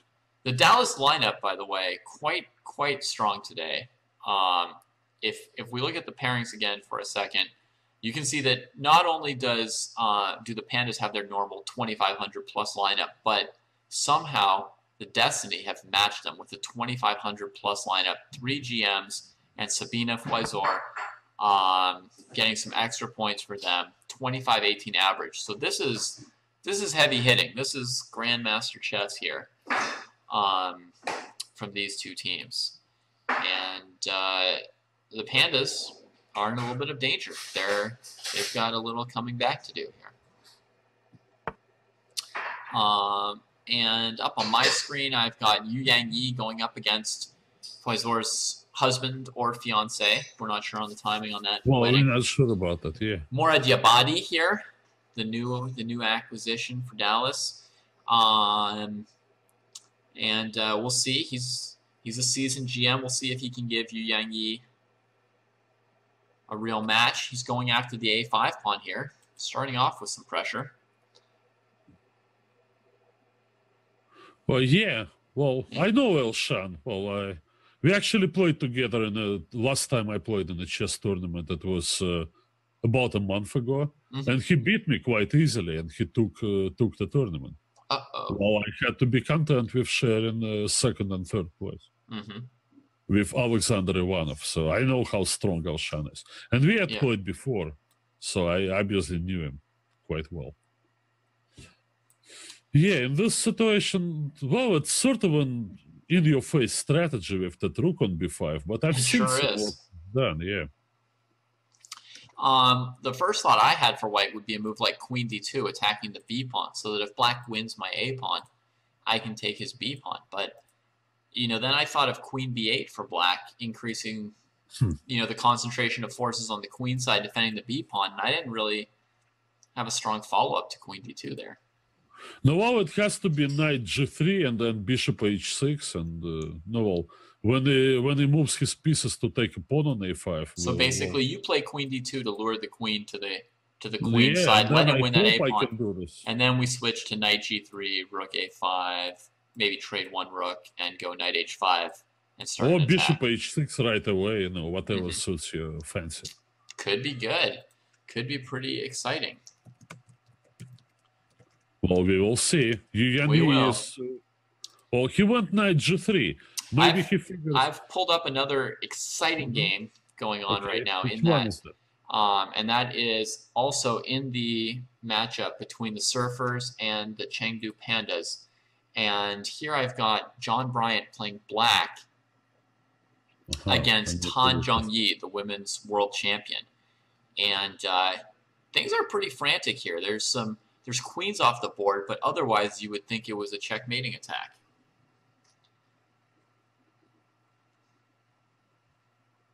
Which I guess it is. A wild tactical skirmish. I mean, a knight hanging on a4, a knight hanging on g5, and neither player is taking them. So pretty wild. Bryant himself, a very strong, strong tactical player, I would say. And in the first round, he had the upset. He had the win for the Surfers. I'm still trying to find this game. I kind of have so many games here. Well, you used to it already, but I'm not. I'm it's all right. Slow finding games. Oh, what a battle over there! Indeed, even with the queens off the board, it's still. Oh boy, that's Tanzania chess. This is how she. And bishop to b4, that's kind of like a surprising looking move. What's the plan after bishop takes knight? What's the bishop doing on b4 here? Bishop b4. How does this deal with the problems? I guess it frees the e7 square to just run with the king. Like bishop takes a4, pawn takes g5, h takes g5, and the king can run out through f8 and e7. I suppose, that's the idea. That could be. But white played knight f7. Also going for checkmate on h8. This was the idea of f3 last move, was to defend this knight. Because without f3, if white plays knight f7 too soon, bishop takes e4 check. White just won a piece, and probably she's going to win the game. All right, so she comes to f7. He runs with the king, and now she grabs the piece on a4. That's what I thought. So now her knight's out of danger on g5, and she's up a piece. It looks like she's just knocked him out. Oh, she's just too good. Still some work to be done to make this knight on f7 back into a normal piece. It's kind of encircled and trapped here. But there's also two extra pawns, so she has so much. And she can always... margin is huge. She can always play a3, find... dislodge the bishop on b4, find some kind of tactical way to make use of this knight. So, there's a move trying to stop a3. No, well, rook b5 immediately. It creates more problems. That's rough. Now rook the b5 bishop is rough. trying to protect, and the other bishop is pinned. This one's going to be over in a hurry. That's not what you want. Oh, he finds one more resource, though. Look at that. a6. If rook takes b4, he has bishop e4 check, and then rook takes b4. So actually, not so easy to use this move. Rook to b5 now. But maybe that's the right way of simplifying. To just trade off the rook like that? No, she decided to go back. Yeah. I think she could have taken somewhere. Yeah. On b4 and just play that position as the two minor pieces for a rook. Yeah, but I think she didn't see a6 coming. That was kind of like a tactical defense by Bryant. She probably wishes she'd played king to a1 instead at this point, instead of rook b5. Well, but now there is bishop b3, which sort of takes care of all this. Takes care of the b file, overprotects the weird knight. And the pawn is pinned anyway on c3, so there's... Yeah, well, this one is just not going to This one's in the books for her. She heard you. Bishop to b3. All right, that's right. She's got the Chinese flag, but she's a free agent playing for for the Australian Kangaroos. I misspoke that. Sorry. Okay. So this is the match where the Kangaroos are behind 2.5, 1.5 because of John Bryant's first round upset. But she gets some revenge Smirnov, here. Right? Yeah, he beat Smirnov. Their young ace. So. Yeah, Smirnov is. Yep. Look. All right, I'm calling up Grandmaster Li Chao for the first time of the day. He's board 2 for China, and he drew his first game, which can be counted as a bit of an upset for Elshan Murad Yabadi of the Destiny. Now he's playing Murad Yabadi's other half, Wyzor. And he's got kind of a weird position on the king side with no g-pawn, knight on g4. Yeah, but extra pawn. So basically nothing matters if you've got the extra pawn. Yeah. Yeah. No, it's probably not over yet in the sense that, well, the knight could come to g6 and all that. But I guess white would play accurate move bishop g3 to stop that knight from getting to h4. Good call. Good call. I don't know. Well, black is going to have to get that rook out of a7. Hopefully double up on the f file. But nah, I don't see black surviving this. No. Okay. Wow. Already not Something surviving. happened in this game. How she could lose a pawn. But I want to show you the most incredible thing that just happened. You were saying that Bryce Tiglin could perhaps remove a rook and win the game against Daniel Naroditsky. Guess what has happened? He has lost the game against Daniel Naroditsky. This must just be incredible, because the last time we saw this position, it looked like queen takes d5 was coming and white was resigning immediately. Instead, queen g4, bishop takes d5, f5. So at this point, white's down 3 connected pass pawns and a bishop. Jeez. But coffeehouse chess, f6. What is going on? I mean, what's with... I mean, I don't get it. What's with bishop takes d5? You mean why didn't he play queen Queen d5? takes d5. I don't. How much of a margin do you want for your victory? Take on g2 on the next move. I understand that it may look like you're chickening out, but if that's the only way you can win, then you've got 4 extra pawns in an end game, which is if you can't win down a rook. Yeah. Like if your rook is on h8, then no, all right, play queen takes d5 and take on. So white's pawn gets to f6, which looks marginally messy, but still, black just plays queen d5, stopping the threat on a8, and then castles queenside. Hey, you know what? It's keeps the extra piece, and still extra pawns, but now the king's a little bit open. Some room for a blunder, but no. H4. It goes to show that white had absolutely no Absolutely threats. nothing. Here comes the c pawn. Yeah, well, I don't get it indeed. Rook d2. Oops. Holy mother. What was rook d2? It was just oh, that was the mouse sleep, right? It was supposed to be rook d1. Maybe. Wasn't it? Maybe rook d1, just simplifying things. Wow.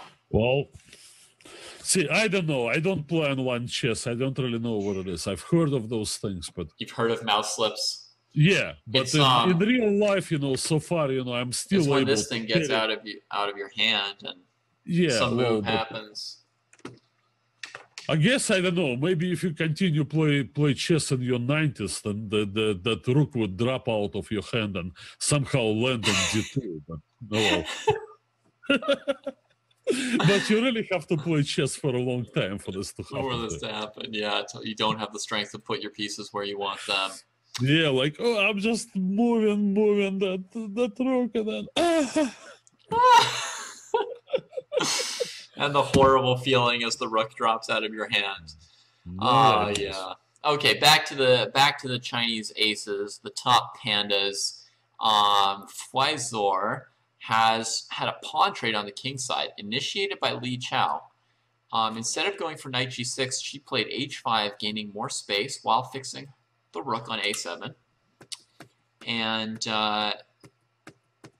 now she brings her rook to f5. The other rook's ready to come into the action. And I'm still not convinced that this backward e3 pawn is so decisive. Her situation dramatically improved. Improved, you think?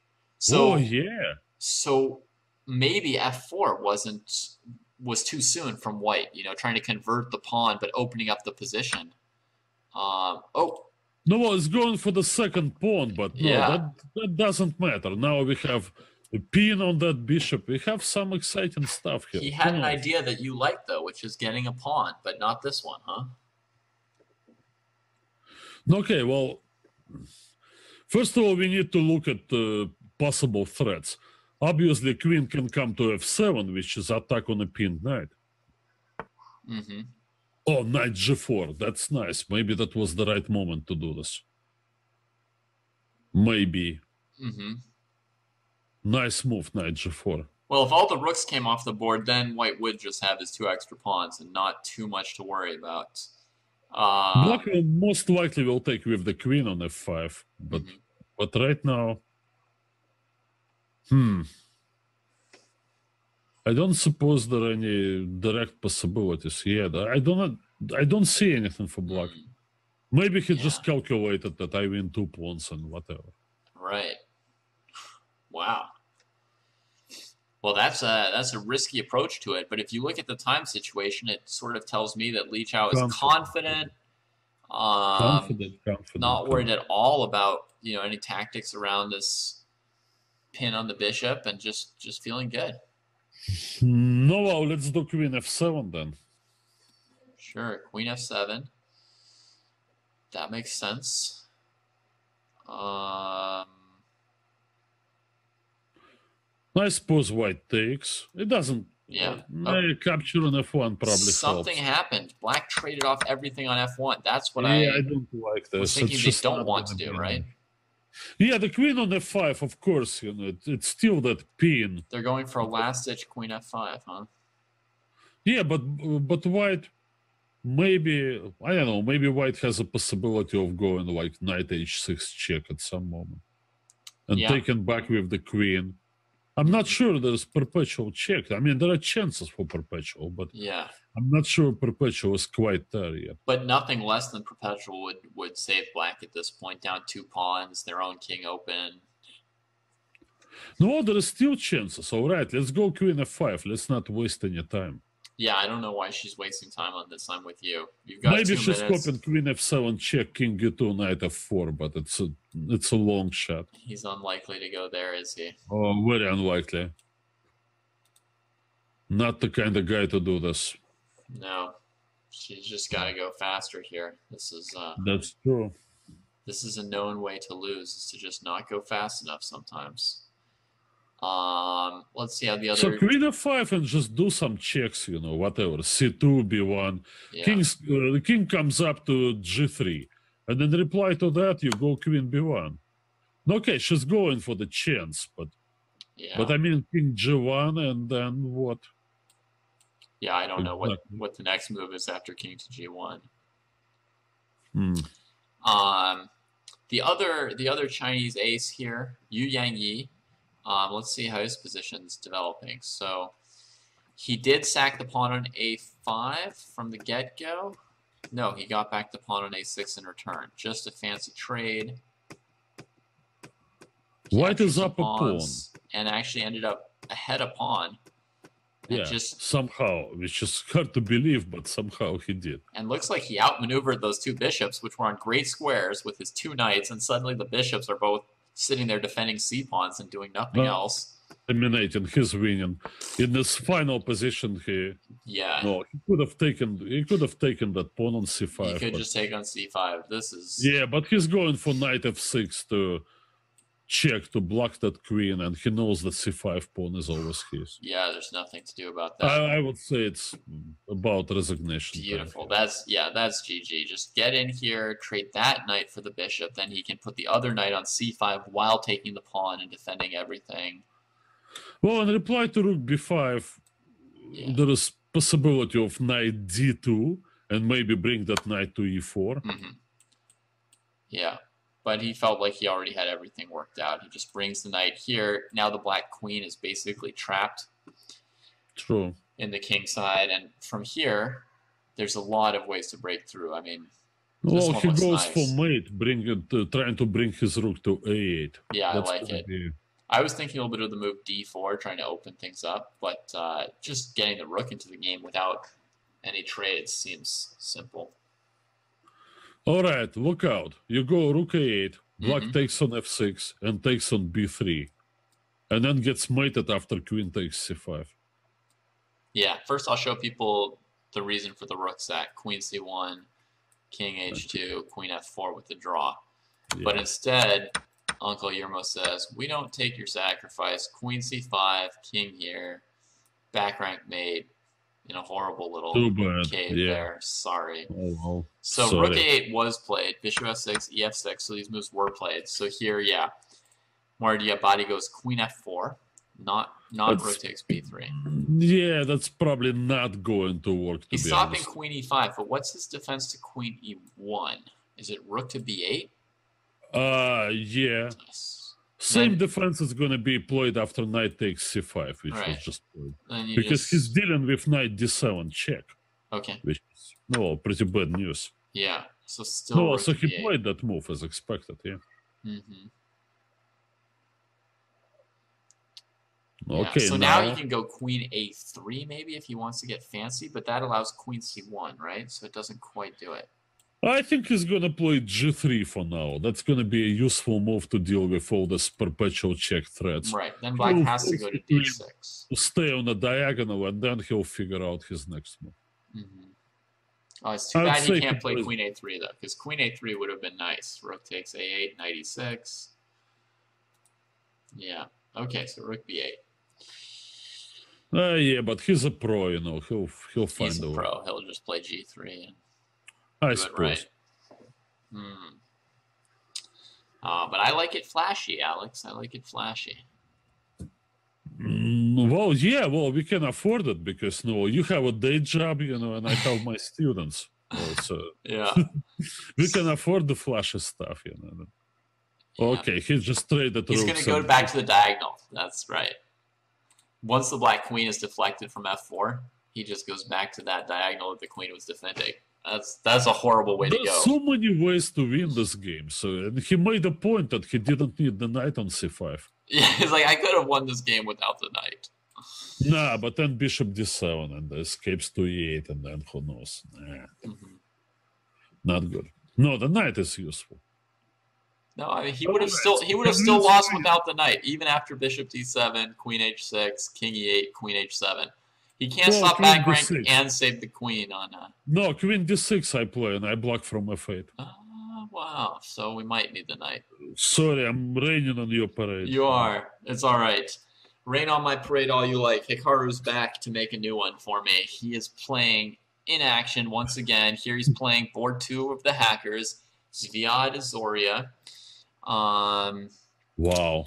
And hopefully he'll make this one exciting. Now, let's check what we have now.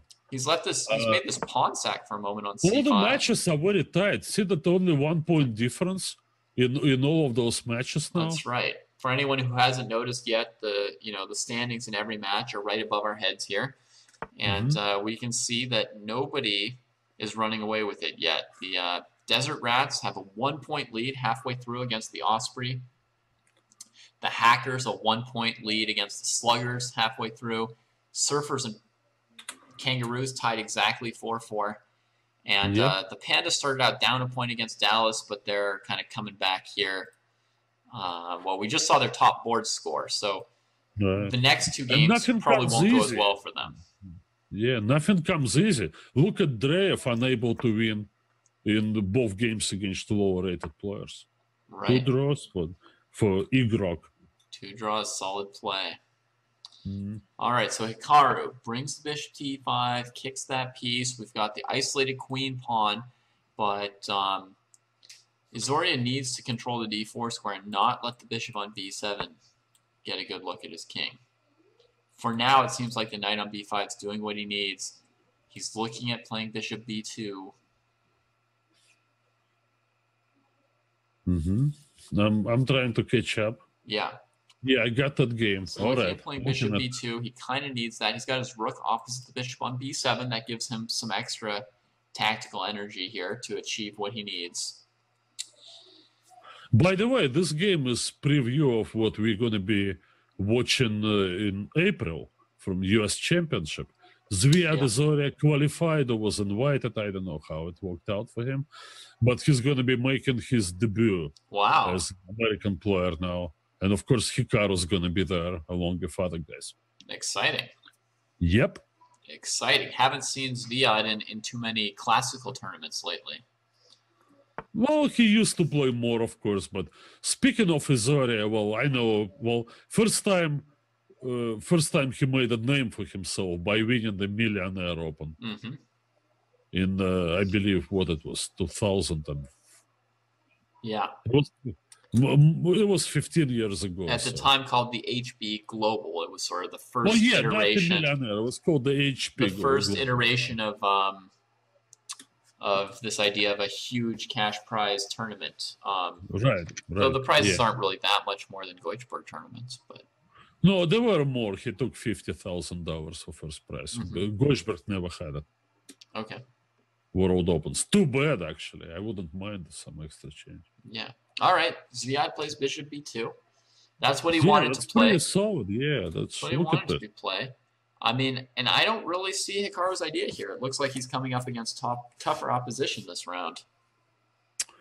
It's going to be pretty hard to equalize here. I'm looking at all this. Well, the thing is, that he had the threat of a6 to invade c3. But now, if he trades bishops, then invasion to c3 is not going to be deadly because the white rook is going to be off the fork. So you take on b2, play a6, and he goes just knight d4, and then what? Yeah. If knight c3, you can go knight c3, but I'm not sure you're really interested in trading. Everything very comfortable in white's position there. Extremely so. No, okay, well, trade was made on b2 and queen a5. All right. Queen a5. Yeah, Hikaru's up to his usual tricks. Yeah. Which is the proper way of playing this position. Well, gotta use some tricks. Yeah, you play for tricks, then never mind. All right, so Izoria. Okay, so we have this. We have Izoria here. What's he going to come up with? Is that going to be queen e1? It's one of those moves, queen e1, that it's designed to frustrate your opponent. You think it's got to be a queen move, right? Queen e1, to bring the queen to b4 possibly, if black insists on keeping queen zone with queen a4 and taking it from there. Queen e1 played. No, right, Zviad. All right. Well, I think you're ready for the US Championship. Ready for the US Championship. Uncle Yermo move. Okay, that's a good sign for you. He's in form. We'll see how he holds up overall against Hikaru here, but certainly a good opening here, putting some actual pressure on Hikaru to, I mean, he doesn't have equality out of the opening. He's got to show how he's going to defend this thing. But we better leave this game, because if I keep suggesting moves and Zviad keeps on playing them and then loses, then it's going to be two idiots. I see. Me and Izoria. So when Hikaru wins, then you'll have to take back every word of praise. Hikaru wins, what else do you expect? But no, truth to tell, this black's position is little alarming here. Well, I'm not sure. He obviously doesn't want to trade queens, but he did, because there was no good square. Now it's grim defense. Yeah, he had nowhere else to go. Didn't want to retreat either. So why do you assume that Hikaru will somehow win this? I mean, is this not a comfortable enough position for Izoria? How much more does he need? Well, I don't know. I just believe in Hikaru. I just can't help it. You can't help it. I mean, F3 might be a little too soon, but he could have put the rook on the c file. But F3 is solid. But anyways, is he going to attack that knight on c5? moving his rook over, or just king f2? What's your call? Something else entirely. I don't know. I didn't know what he was going to do. I don't like this move. I was just too surprised by f3 already. You know, I really didn't see that coming. F3 is very nice. Why? It's a positional move. He needs f2 for the king. But I don't like knight d4 because I really wanted black to lose patience and play a6. Right. That way I would have another target. I think what he wanted was he didn't want to give black a chance to play knight to e6 in this position. And so he moves the knight first, so black has to start worrying about the bishop. When it can't really go to c6 yet, you know, Hikaru's got to be wondering if he can play bishop a6 here because, you know, rook b8, rook e to b1 is just going to get worse and worse. Yeah, that's true. So he's got to sort of figure out what to do with this guy. Yeah. Knight e6 was not an immediate threat because I could trade and go knight c7. But as eventual possibility, it was there, yeah. Mm-hmm. Possibly in reply to some moves like putting the rook on the c file and then maybe, well, I don't know, I'm not sure, but obviously knight d4 white cannot go wrong with that. Yeah, it seems, I mean, I don't see a lot of moves for Hikaru to consider bishop other a6. Than bishop a6. We go bishop a6. And on bishop a6, I mean, he's got to calculate knight c6. He's got one or two things to watch out for there. He's got to calculate bishop a6, rook c1, bishop e2, rook c5, which might be maybe, but I think he's going to trade and put the rook on the c file, trying to keep that knight on a6. Okay. Out of play, for good. Oh, not for good, for time being. Right, just traded in rook c1 as well. And rook c8, rook c2. Keep the c file, and no, the knight looks in poor shape. Might have to go to b8 and allow invasion to c7. Bishop c8. Not another place to go. That's pretty grim, though, right? Yeah, but still, you know, he's so tough in defense. He's so tough in defense. All right, so he's going to go for knight e6 still, right? If rook c1 comes, his plan is still yeah, he's going to do that. Well, rook c1 comes. Zviad's unimpressed. He's like, you know what? I'm feeling good here. I'm ahead on time by 10 seconds against Hikaru Nakamura. Take a picture of that. 10 seconds, indeed, you know. Like, 10 seconds. You can play chess for a very long time. You can play chess for decades. Yeah. You can have wins and losses, you know, and successes and disappointments. But you may never, once in your life, to be ahead on time against Hikaru Nakamura. Right. That may never happen. So you want to take a picture of that. Remember that it happened. So is that the white rook coming to c7 and causing issues? Oops, sorry. It's not I accidentally clicked on the other game for a second. All right, so he simply trades on e6, and it looks like he's going for rook c7. But it's not clear how big an issue that causes. Yeah. Then there is knight e8 to chase that rook out. Okay. So he had something more concrete in mind. Just trying to come to e5 and make sure that the e-pawn doesn't move. Okay. No, it's good thinking. Yeah, the rook can't come up to d7 or d6 because of knight takes a7, so he's got to go to e8 probably, knight to e5. Yeah, now a little unfortunate placement for the rook because... So rook c7 is threatened again, he deals with it for the moment. So he deals with that by playing this. So now what's next? Is it rook to cb1 and bishop rook b8 that he's thinking about now? Is that on his mind? Oh, we've got a time scramble that we're going to pop over to for a second. Okay. Yeah. Well, we got too much. Jeffrey Xiong with a couple seconds against a couple seconds for Li D of the Pandas, and Xiong takes it. All right. They had a pretty crazy series here. The Black King trying to promote the pawns, but Jeffrey held it together with seconds on his Jeffrey, who had 17.5 out of 24, is padding up his score. Yeah. Impressive.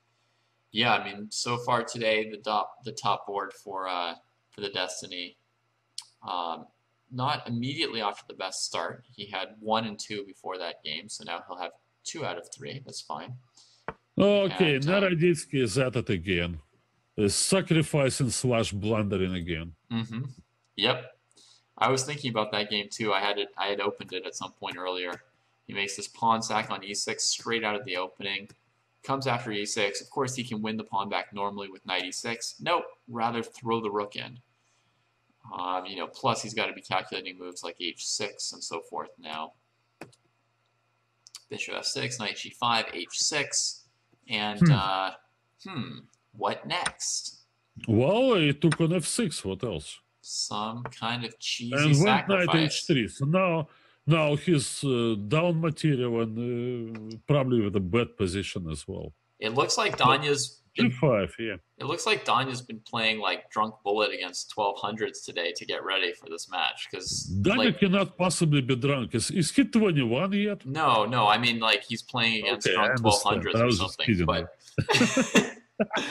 but I mean, it looks like he's been playing against people where he can play whatever and then win because he is playing so loose. I mean, it's like he's not showing any respect for what his opponents might have calculated. He actually played like this in his last U.S. championship. He seemed very loose. Yeah. No, in a U.S. championship, throwing the pieces around? Yeah, well, he did this. So look at him throwing another piece out there, knight h4. So what is he getting out of there? A check or two? Yeah, a check or two.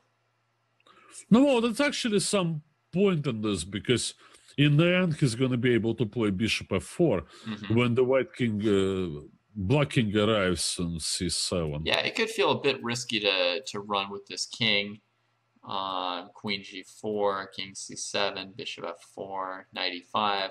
Hard to imagine that there would be any line that's not winning for black, but it looks messy. Maybe I'm not quite sure how to play now. This. How about queen d7 to answer queen h5 with queen f7? As you said, if you can't win that endgame, why are you playing? Yeah. And then if white doesn't go for that endgame, then you can castle queenside. Yeah, that would be nice, indeed. Yeah, queen d7, that's high quality move. But, maybe, I like that move. Maybe Naroditsky's not down so much yet that he couldn't trade queens on f7. Take the pawn on d5 with check, and then send his knight back to g2 and keep playing down in exchange. I mean, black's better, but maybe he could keep doing it. Maybe he could even get his knight to f5. Yes, that would be better than g2.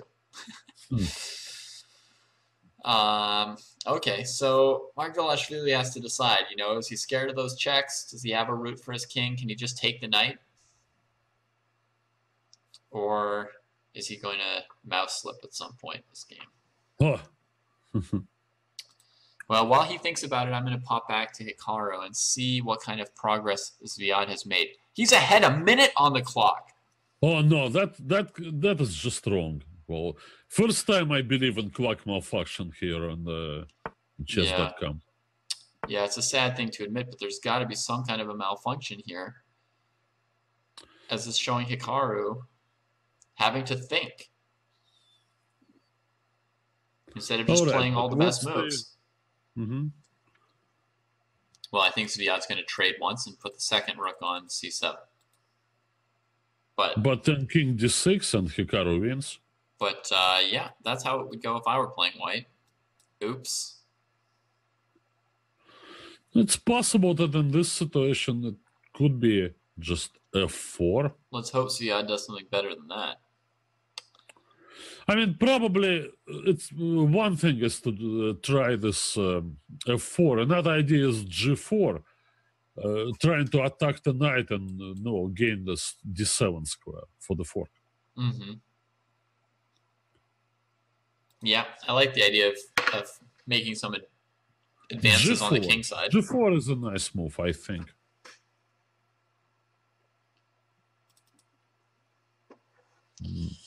Well, I was going to say I'm not sure how black is going to defend, but I mean, I had that feeling already for about 15 moves.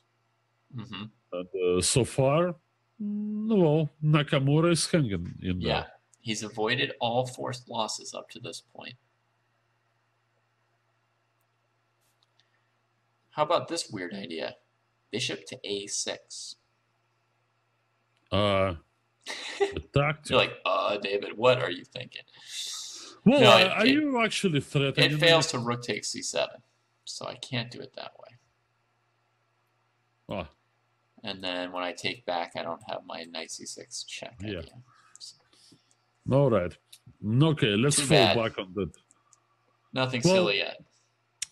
The thing is that in search of possibilities for Nakamura, I'm actually looking at d4.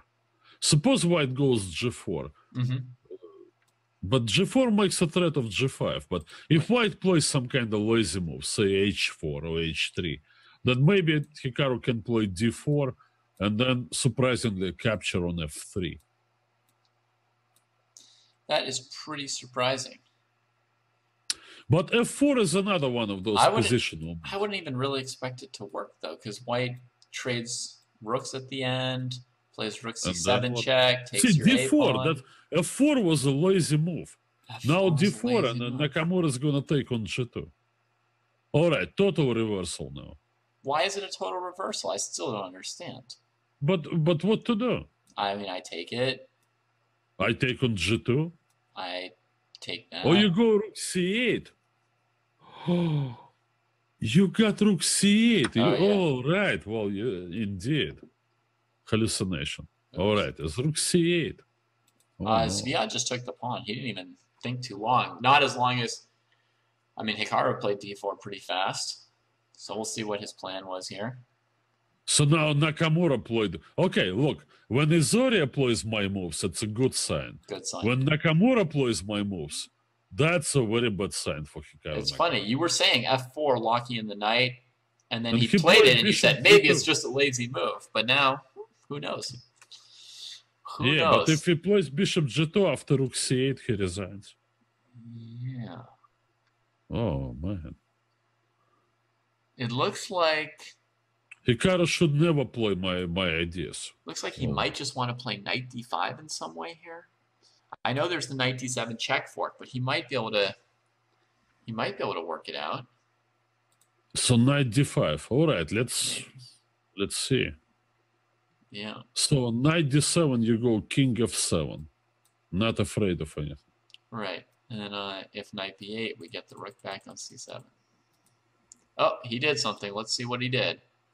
He traded brought once. His bishop to e4. And then brought his bishop in. Okay.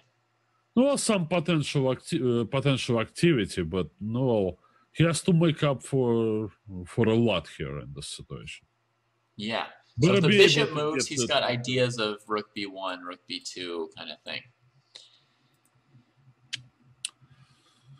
Well, yeah. But I see an idea for white, Alex, that you might like. But maybe I'm wrong. Rook check on f7. Forces the king back to g8, according to the law of legal moves. And then rook takes a7. No, the bishop's covering it. I can't do it. Yeah. So much. So we need some kind of improvement for a4. I like a4. First of all, it's a big question to block now. We go a6. Not a big question to Hikaru. He knew the answer immediately. Yeah, but going for it. Yeah, I understand that he's looking to give some checks, but well, the new factor there, of course, is that a pawn. Right, and if white takes on a6 and rook b1 check, he can hunker down with bishop f1, and Hikaru still has to justify the 2 pawns that he's down. Well, yeah, because he doesn't have bishop d3. There's no immediate winning tactic because the knight's got d3 covered. All the squares for that bishop are covered on the a6 one diagonal. Well, Zviad's thinking carefully here, but he should take that pawn. He should take that pawn, right? I mean, that's a pawn. Pawn is a pawn. Yeah. All right, so black is going to go rook check and then knight d5. Okay. You don't think he's going to go rook check, rook a1. He's going to go knight d5, come after f4, e3, kingside. Yeah, that makes sense. That's the kind of aggression he wants. Yeah. I mean, another option is that on rook b1 check, Zviad could also come up with king f2 and then block on e2 instead of on f1. Yeah, which is also a possibility, quite attractive too. Well, then it will be bishop takes g2. Right. Kind of breaks up white's pawns, but okay, we'll see. But, just kind of rely on the a pawn, the rook on the 7th to keep black's king passive and just try and play that. It's an option. Oh boy, we also have a very exciting position out of the opening in the game between Li Chao and Jeffrey Chuang. Ooh, that's going to be exciting. Oh boy, that is just so random. Jeez, that's bloodthirsty. What are those bishops doing? I mean, they're just all attacking each other. It's just bizarre, yeah. And then it came out of the H4 Grunfeld of sorts. So I don't know what was. That's just. So we don't know where either king is going or what's happening next. Yeah, I absolutely cannot figure it out. So I would think white needs to defend the bishop on c4 with his queen. That's what I figured out. I figured it out.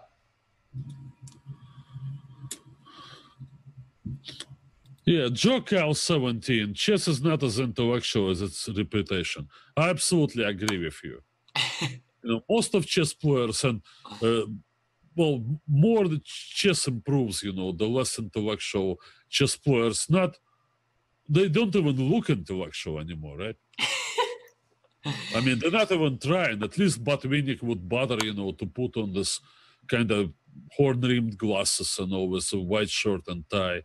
Well, come to a chess tournament now. You just see a bunch of bums, you could see anywhere else. I'm totally in support of your statement. Yeah, well, Hikaru's given some checks to Zviad, and he doesn't seem to be sure which way he's going to get out of them. He's repeating at the moment. He can't come out through c3. And who's ahead on the clock now? There's a rook c2.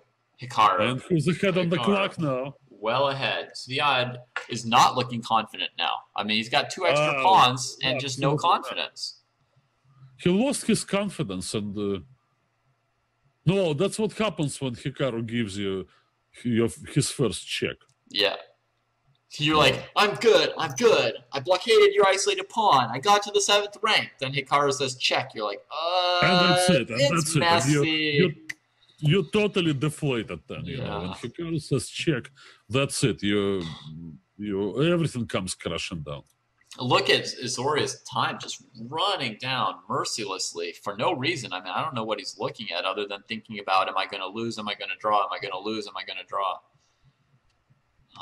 He should be thinking, I'm going to win.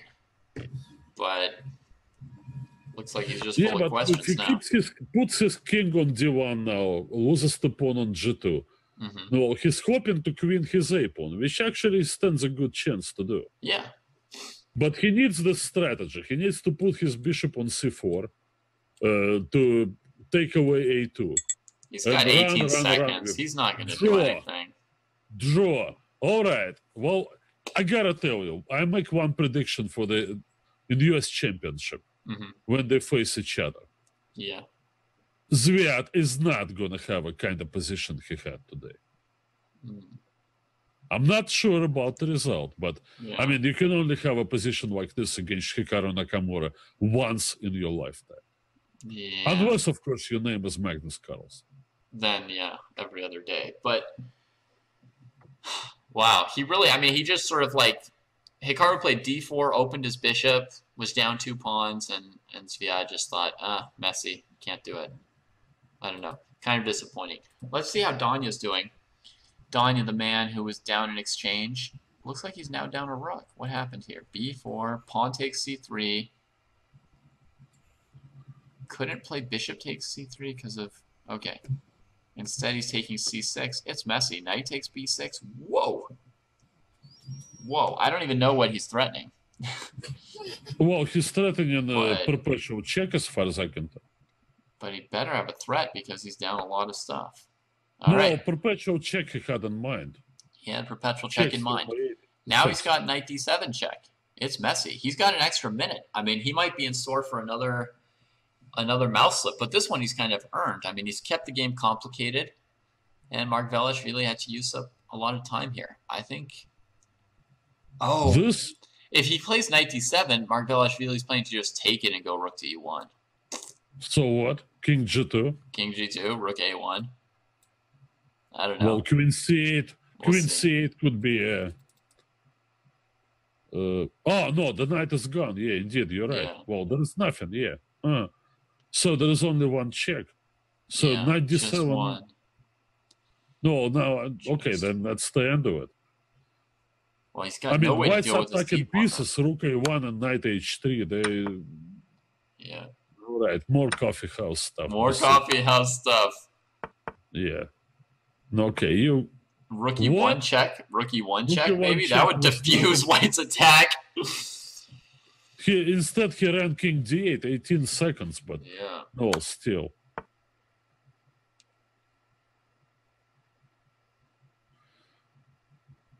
Whatever happened to Daniel Naroditsky? He wrote a book about it, 2 books about positional chess. What happened to him? He turned into some kind of modern version of Kamran Shirazi. The positional chess of wild blitz sacrificers. And he plays with the knight on h3. Yeah, this whole thing. Oh, no, well, you know what. I mean, that's... I don't want to watch this. Blech. Blech. Unbelievable. Oh, and not resigning. And 2 rooks down. Okay, finally. All right. I don't see the hackers winning like this. I mean, how are they doing? What's the score here? How are the hackers doing? I'm trying to figure out, you know. 6-5 for Seattle. I really tried, but I couldn't. In the end, I fell behind. Everything's tight. All right. Well, getting back to Li Chao versus Jeffrey Xiong, now that we've determined that the hackers are not looking like they're going to cut it today. Li Chao played one move I expected, Queen e2, defending his bishop on c4. In my world, the idea was to recapture on c4 with the queen, force a trade on d2, take back with the knight, just keep things a little bit more calm, you know, not lose any pieces. Instead, he plays Queen e2, bishop takes c4, and then Queen e6 check, which is the opposite. That's losing pieces and not recapturing. So his focus is the king. Let's have a quick look if this should be successful or not. Rook f7, king h8, king g7. I would say king h8 looks like the worst move instinctively. King e7. Then there's queen e7 check. Where do we start? What move do we play? Oh, I'm looking at king g7 first. It looks bad. Queen e7 king check. G7. Block with the rook. Rook h7. He played rook. Rook f7 first, right? Yeah. Instinctively, the 2 king moves look pretty terrible. Okay, so he plays rook f7. All right. So what we're looking at? Rook h7. We're gonna get rook h7 anyway. Yeah. Yeah. You know, he couldn't go knight g5, by the way, folks, which looks like the easy winning move, because if bishop takes d2 check, and then bishop takes knight, and then, you know, you've been cleaned out. So rook h7. So now he's going to have to take that rook, because there is no other way to protect rook on f7. Yeah, there doesn't seem to be much else to do about this. The king on h file. So go here, here, king to h6 to at least have 1 flight square on g5, maybe. And then... what's White doing? Castling queenside? He's got to move something. King h6, queen f4. It just comes back to trading pieces instead of trying to checkmate? No, but I cannot checkmate, but I can play queen f4 and take that bishop, and I'm winning. Winning? I guess. Am I not? I guess it's equal material. You don't have any weaknesses, but... Maybe. Oh, no. I thought I was a pawn ahead. Okay, take it back. All right, let's see what he did. So, well, let's see what he did. Why king h6? Why king h6? Is because on king h8, you've got 1 less flight square if someone mates you on the h file. No? Plus on king h8, there's queen f8 check, and then queen takes e7 with check, and then you are up a pawn like you want it to be. No, but you're down a piece. You need to take that bishop. I can always get back the bishop with a check with my queen somewhere, no? Oh, I'm wrong. Well, the king is on g8. Well, that's what they do. It's king g8 now.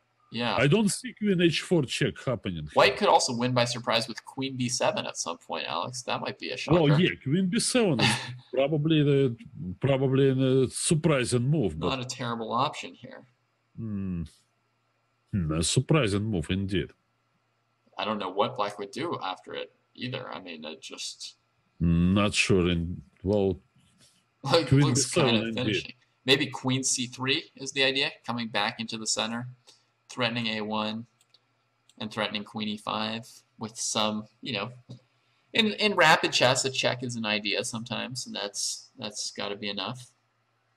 Well, yeah, that's Queen C3, Queen E5 indeed. That gives some hope. The destiny, by the way, as people can see, they're playing round 3 here against Chengdu, and they're ahead 4.5, 3.5. So this promises to be a tense match.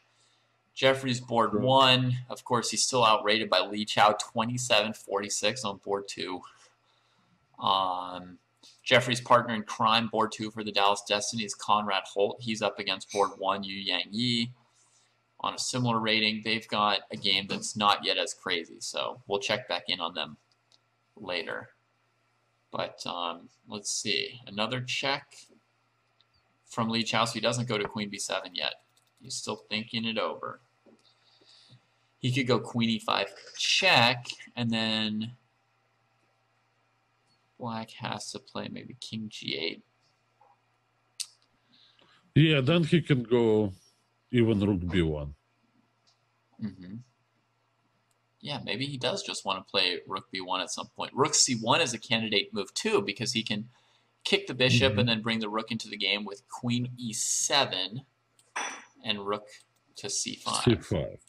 Or with Rook B1, he threatens to either take the knight on B8 or play Rook B7. Or play Rook B7. That's really strong here. There it is. He actually did play this move right away. Nice call, Alex. So... But Queen C3 now. But it could still be the centralizing move, Queen C3, with the idea that anything you do with your rook, he's got mate in 1. Well, how about Rook B7 check? That's check, so that doesn't give you a lot of time. King H6, Queen F8. Queen F8. The chase begins. King G5, so as not to allow Rook H7 check. No, that would be it. That would be easy win. That's it. White's winning, probably. So that's why Bishop A6 was played rather quickly. Oh, okay. A different defensive look. So now, here's the thing that I see for white, is that they've got the extra idea of Rook B3 to switch over. Yeah, Rook B3, Rook left, indeed. They also have the idea of D6, which could be another piece of the puzzle at some point here. My intuition says Li Chao's winning. Oh, yeah. Funny thing is, after Rook B3, if you take the pawn on A2, then Queen E5 check and Rook out, and there is not even a check on the back rank. Oh, yeah. So the black queen can't even get in here. So Rook B3 could definitely come. Rook B8. Rook B8 might also come, right? If the black king goes to the back rank and we can take on B8 with check, he could consider that. Just take it off with check and push the D pawn. Yeah, kind of positional conversion of extra pawn, but no, well. So far, he gave this check because it's up to black to figure out what to do. No, Jeffrey is willing to part with his knight and just to keep the game going. Yeah. He's going to grab A7 as well, maybe, or just push the D pawn. I mean, grabbing A7 ties black up a little bit, but they still have some counterplay. With check, why not? Right. When it's with check, we grab it. We just grab it. And then look it over. So, I mean, now he's looking at, like, D6, Queen A2. I don't particularly like D6 because of that. I would probably play F3 now. Let him take on A2, and then I take on C5, and then we'll nice move, Alex. You could also go F4. You could conceive of F4 no, I cannot go F4. No? I have to go F3. I have to give myself a square on E4. I have to keep my pawns where I restrict your bishop. You can't change me. All right. It's got to be I can't go F4. It's got to be the technique. It's got to be the technique. Okay, nothing but F3. But I mean, I do like this idea. Let me just show everybody the position after Queen C5. You're allowing this check on A1, but you've made it possible to just move your king out of the way of it. No checkmate because the knight covers F1. No checks, really. And now you're up 2 pawns and well centralized. So yeah, but black is probably going to go C4 anyway. Mm-hmm. So he's might drum up something. It's not going to be a whole lot, but... Mm-hmm. So he chooses different directions. He Another just went approach. Mm-hmm. So he offers the pawn on a2. Yeah. But in reply, he will have some attack with queen h8 and knight f3 and possibly mate. And possibly mate. That's the question that Jeffrey's got to ask himself. Is it possibly mate or definitely mate? Well, because he kind of needs all that depends a-pawn. where you go in reply to knight f3 check. If you go to g4, then it's mate. Possibly. King f5? No, then there is no mate. No, if you go to f5, that's mate for sure. That's queen e5, knight h2, queen f4, g4. Okay, I'm going too far. Knight f3 and queen g3 mate. Yeah. It's like, maybe it's a faster mate, but I saw mate in 6. Yeah. Yeah, there was mate in 2, but... Yeah, you can take. Queen c3, queen f4, No, king we g7. didn't have to wait long for the move f3. He played your move, Alex. How happy are you now? Me? Yeah. I don't know. It's just a move. Just a move. You can't get excited about that stuff. I develop personal attachment to moves only because I see them in a different position as well, right? Well, it's the way you wanted to restrict the black bishop on a6. I mean, I would never be sitting here thinking I got to restrict that bishop. I would be just calculating random moves without any rhyme or reason.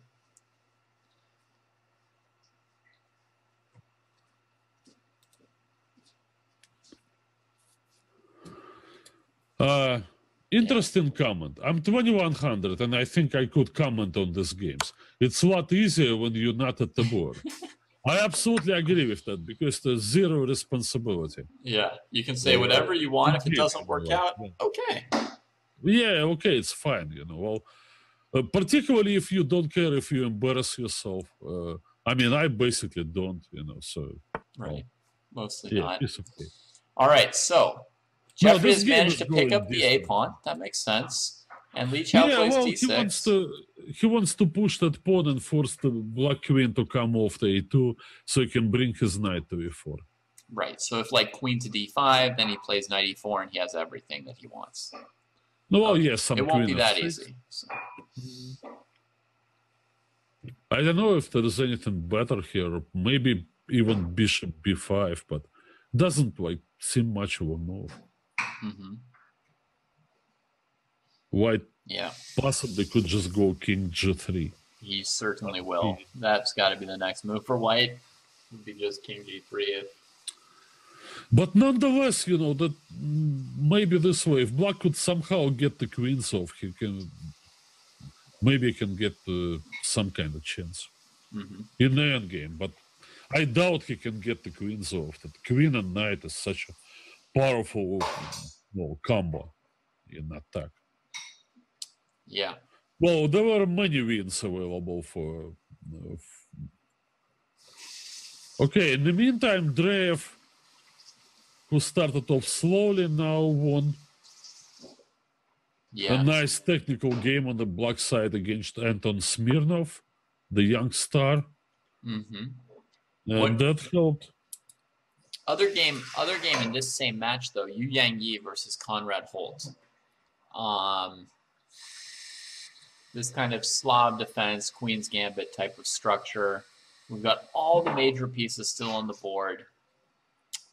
Black has eventually played the move e5 and traded off white's pawn on d4, getting rid of a little bit of white's central advantage, but still seems like a space advantage for white in the center. That soft pawn on f6 really bothers me. Right. I feel like these two pawn moves on the king side are a major concession by white. By black. I guess he was, he felt he had to keep the white pieces out of knight f5 and stuff, so he felt somehow forced to make these moves, but...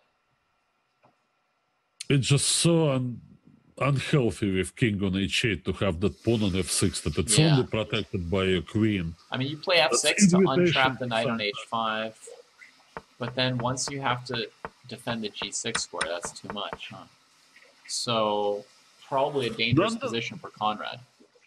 Yeah, nonetheless, if White is looking for knockout punch and may not be there yet. Mm-hmm.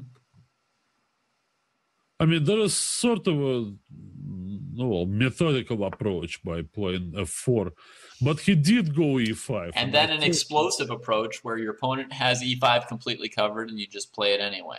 Yeah, you play it anyway, but maybe it works out somehow. I need to... So I guess if knight on c4 takes on e5, he's looking at an idea like knight takes c5, bishop takes c5, f4, trying to win the knight on e5. It'll be messy because, you know, the knight on d4 is vulnerable too. Stuff like queen d8 and queen. Queen d8. Oh no, there is no queen d8. What am? Well, I'm not sure. Rook a1. Okay, let's see. They already did something. e5. He did take with the knight. Okay. So now we'll find out what the big idea is. Conrad, by the way, you see, a complicated and dangerous move was played against him, e5. But he knew he was low on time, so he spent 10 seconds and took it. He left some time on the board to calculate the tactics when they come up. This is better than just sitting there worrying about, like, did this move beat me? I mean, do what you have to do and give yourself a chance.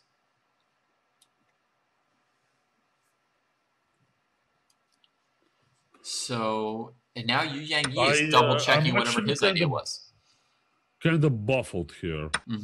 I mean, there is positional approach to play knight f3 and put pressure against the pawn. Yeah, I thought maybe black... Oh, I see. Black couldn't play bishop e5 now. Could he? Because of just f4, and he loses. So he had to take f e5, and now we're just going to see positional knight f3, knight d7. And, you know, White has ideas like rook d1 and just sack in exchange. Which may not be very effective. No, it's going to be one check. So I'm not sure if this... Okay, rook d1, I suppose I go bishop. He could trade on e5 and play f4 as well, right? Maybe. Just sack but it's just not going to give White. But goes rook bishop d1. d5 also a nice move. He's already counter-attacking. Okay, but I could really see, like, the knight sack on e5 now. It feels like time. What's wrong with that? Knight takes e5. Conrad played bishop d5 so fast there. Woo. No, well, he had no time, as you pointed out already. Yeah. So knight e5, and then, okay, well, some capture. My point is black recaptures, let's say, with the knight. Then we trade on d5. But then we, And then this knight looks like a goner, no? And White could be up a pawn at the end. Let's see what's happening. Rook d1, bishop d5. He took on e5. Yeah, that was actually missed by Holt. Okay. By the way, Li Chao did win this position with queen and knight against queen and bishop as we expected. Not too much more was played. He just got his king out of the pin, moved the knight to e4, queen to g5, and Xiang knew he couldn't defend his king and the d-pawn at once. So Chengdu kind of up to 5.5, 5.5. They've got a chance here to take the lead going to the last round if Yu Yang Yi can convert this. So trade on d5 happening like we thought. He's going to win one pawn there, and we'll see where it goes from that.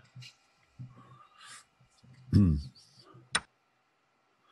the meantime, John Bryant is trying to find perpetual check down a bishop and a pawn, and somehow I don't see him being successful.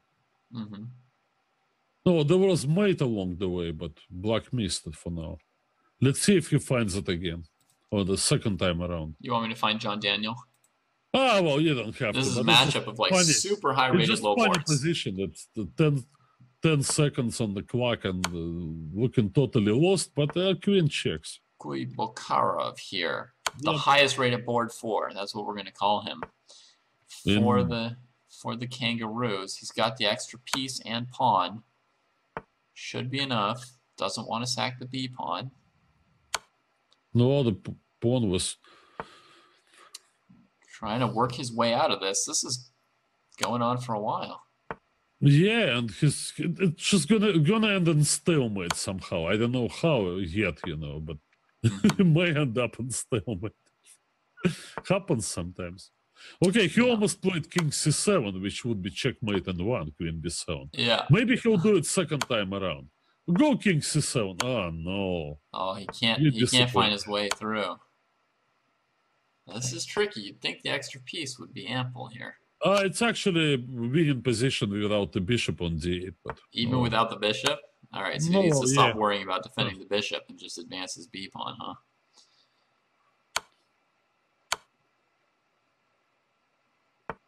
Oh, he got the counter check. That should be it. Oh, man. Okay. Now just trade the queens. There was a lot of fun to watch this, but no, black was winning. Okay. How's the team doing? Kangaroos? 6.5, 5.5 over surfers. That is close. Every single match is going to be 6.5, 5.5. Yeah. The only one still going, Chess Panda, he won by resignation. So we were right that this thing, taking on d5, he just wins back his piece and he's up a pawn. And Conrad didn't even trade his knight for bishop, gets punished on the long diagonal. So 6.5 for the Kangaroos, and that is the end of round 3. I don't think I've ever gone into round 4 with every single match having the same score like this. 6.5, 5.5. Yeah, that's so close here. All right, now Hikaru is ahead against Naroditsky. Yeah. Now Naroditsky hasn't sacked a rook this game, but it looks like he doesn't have any rooks to sacrifice. It looks like he's still going to be worse in this Rui Lopez here. I mean, down a pawn? Down a pawn. This bishop can come to f1 to defend the king side and pressure b5. Would that be the next step? Oh, I think this... I mean, I don't know how much time Hikaru needs to win this position. Well, moves-wise, he can probably take 50 moves to win it, but time-wise, he could probably do it in 1 minute. That would be an interesting question. I mean, he could certainly win this as a bullet game, but only Hikaru could tell us if he needs 12 seconds or 22 seconds. Yeah, that's true. He'll probably tell you exactly. He would look at this position and say, 22 seconds here. Yep. Well, one unfair thing, if you give unlimited amount of time to the opponent, they can stall Nakamura and whatever, and make him sit there, like, it's just different, right? Mm-hmm. It's not even a question of, suppose, his opponent plays fast enough, but you can't say, all right, and the other guy has like 2 hours, because this thing would drag for too long.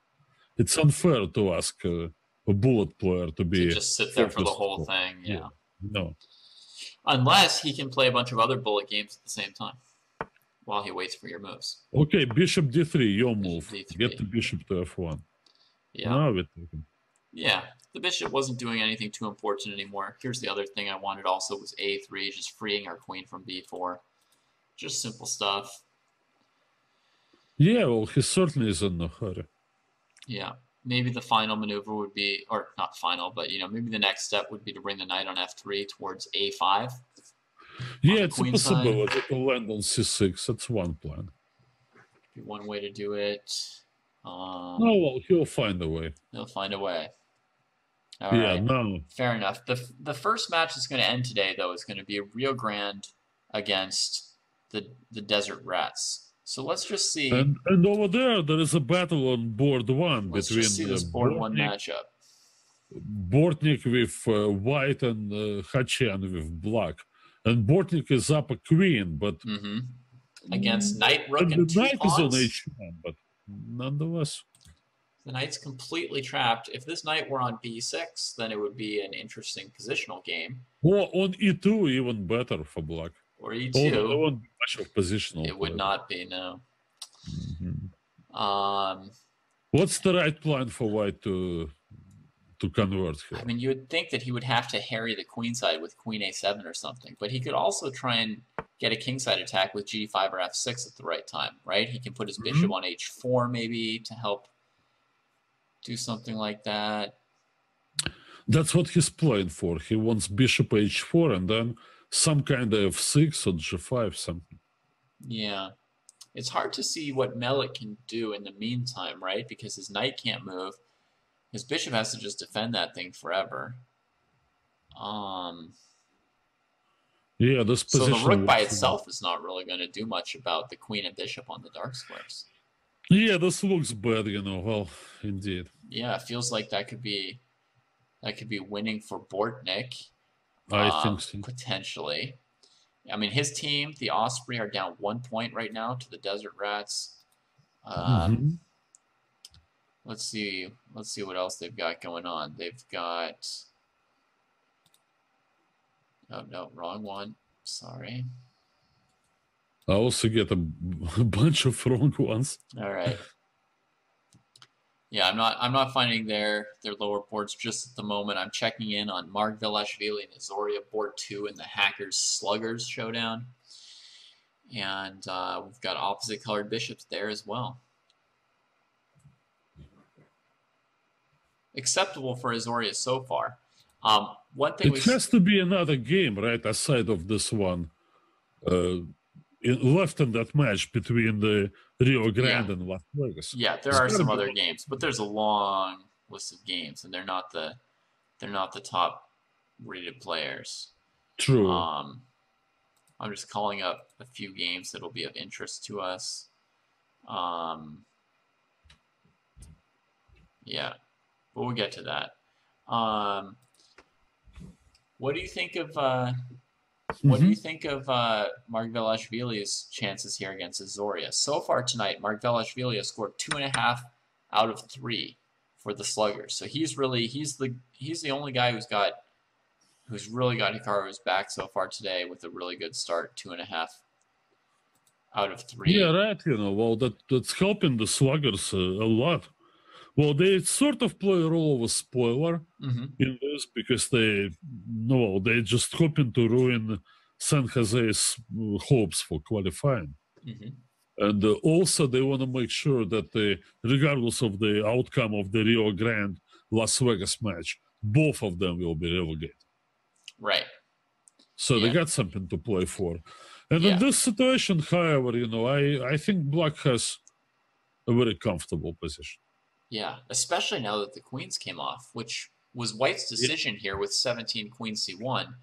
I guess the black queen was really well placed, but generally speaking, once the queens are off the board, the outside pawn majority becomes a bit more of a factor. And the knight on g3 does not look very good. No, that's a problem in an endgame or a middle game. A piece like that, ugh.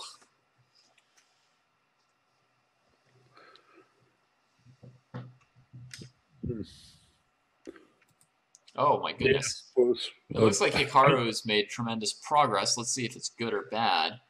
Danya played f5, and Hikaru took it. Then he followed up with e4, queen d4, and Hikaru sacked a piece here. Yeah. Oh, after e4, he couldn't take it, Alex, because of what you were saying about how a knight on e2 can sort of end all the positional factors. So Danya's coffeehouse warm-up has led to a winning or a piece-winning tactic against Nakamura with his e4 shot. Yeah, but it's 4 pawns for a piece. But 4 pawns for a piece. Hikaru plays f6, trades to open up the black king. He does not look that worried about what's happened. I don't like move d6, but no, it's just me. Giving some squares back to the opponent's pieces. Giving square to e6. Well, he could have built up with g4. Right, you like Black absolutely had no moves. g4, just taking some more. Yeah, take You've more got square. space, please, sir. Can I have some more? Now I don't know if the bishop e6 was fairly obvious here, but I don't know. I think White is still doing great here. 4 pawns. How about this plan with f4, f5? Is that too loose? Loosening in terms of like the e3 knight loses support, but you once said you would only consider f3, but the queen on e5 looks like a rock. I think White could probably go for it here. F4, I f5. forgot about my f3, Indeed, I should have. Yeah. Like limiting the bishop. But no, I think you're right. With this knight on g7 awkward, nobody's going to challenge your queen. Play f5, get another pass pawn in there. Take away the e6 square that you gave up with d6, and then you won't have to consider d6 a bad move anymore. So basically you're saying f4, and if Queen f7 or d7, just go g4, right? Yeah, I like this idea. Just move all these pawns forward. I mean, you're not going to win based on your extra pawns if you never move them, so let's move them. Remember this. You're not going to win based on your pawns unless you move them. Indeed, extra pawns. Yeah. So, I mean, Hikaru's giving it a bit of a think, so he's taking this seriously. For all that his position looks good. Did Melik sack his bishop again? I mean, did Bortnik sack his bishop against Melik? He did. So he's completely committed to checkmating now. I mean, he gave up his dark squared bishop. What was his tactic? Bishop takes c7. So far, so good. Penetrating on the queen side. That's what I suggested. h5. Just trying to mess things up. Queen e8. Sacking the piece. Well, and then indeed. g5. Bishop e4, queen e5. Well, it's certainly a confusing position. There's certainly very little time for Melik to defend this. And good chances for Bortnik to always give up perpetual if something goes rook wrong. c8 is the right move. You gotta guard that back rank. Okay. One threat was queen h2 followed by g6 and then returning for the back rank. Right. So now, though, on g6, if he goes king g8, there's queen e6 winning. And if well, he goes... so he's gonna go up, yeah. Okay, now there's queen h7, queen h8. Still tough. Still tough, right? But takes on f5, what else to do? Ooh. He's Nice. doing the right thing, of course. Nice. Doing all the right things. No, I'll get you king to d6 and... Okay, that is not really that scary, right? I mean, just eliminate the pawn on g6. Just take it, right? Now. He's wondering about his d5 pawn, his 6th rank. But how is this helping? Uh-oh, what was it on c6? Oh, no. Now this g pawn is that's going. Did I miss something? Was there some losing move on bishop takes g6? Let's see. Like what? What was he worried about here? How does white win the... Oh, bishop g6, queen h8. What I'm talking about. Yep. He outplayed him. Yeah, that's the thing. That's the the tactic. thing. No, that was brilliant from Bortnik, yes. Well-deserved victory from Bortnik. He found a very unusual way of converting his advantage of extra queen. When nice. Yeah, you don't expect the game to be won only because you have extra queen. You actually have to checkmate them. Yep. So, following this match, as it comes to one time scramble after another, we've got Joel Banawa as white against Felix Hinojosa. Yes. They're pretty even on the clock. And, whoops, somehow it's not showing the moves. They're playing so fast.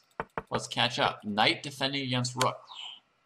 Trading off one of the last pawns.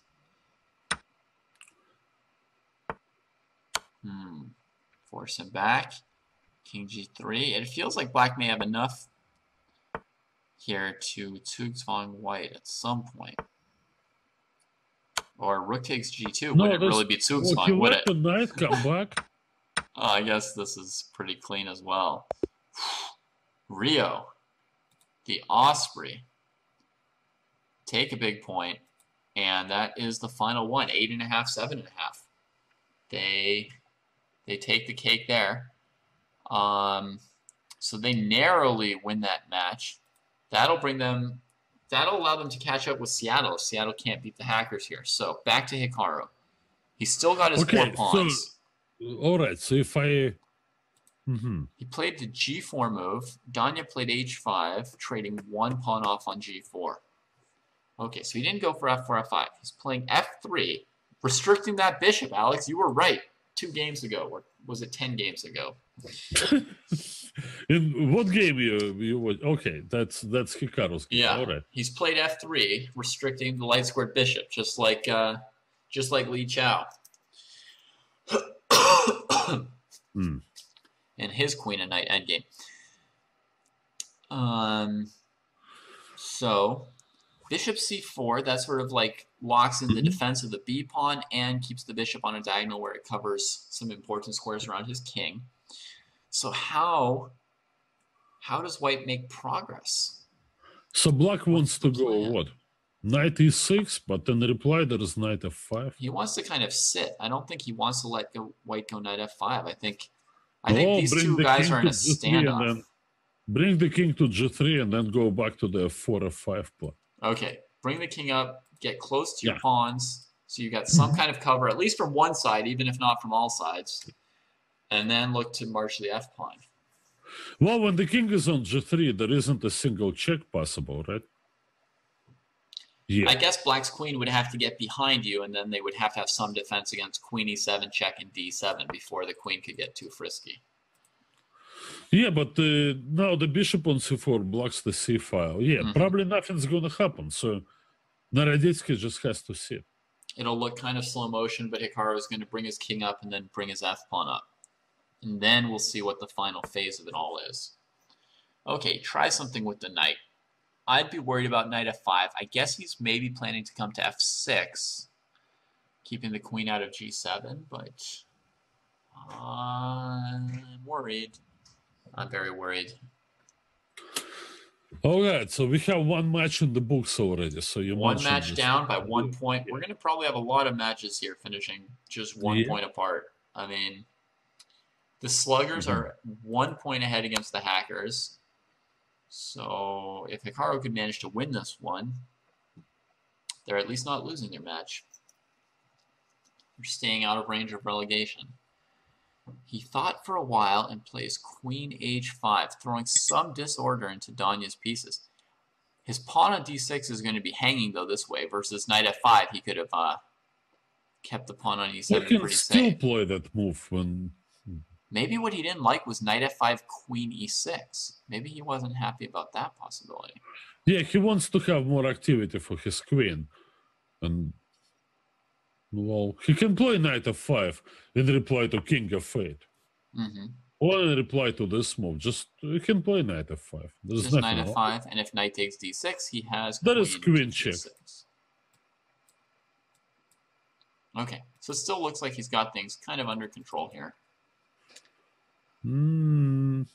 He could also play queen g6 check.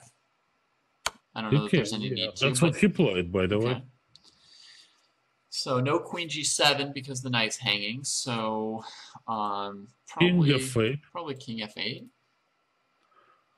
And he might go knight f5, but no, he still doesn't have a winning threat after this. Right. Yeah, and still black not clear may what he's play. going for. I don't know what black may play. Bishop e6. Is that legal? Yeah, that's what I was thinking of too. Knight f5, bishop e6. So Danya's really trying to deal with this pawn on d6. I think if Hikaru blows this game, he's not going to be satisfied if he doesn't win this one. Well, he's ahead on the clock significantly too. No, but what else is new?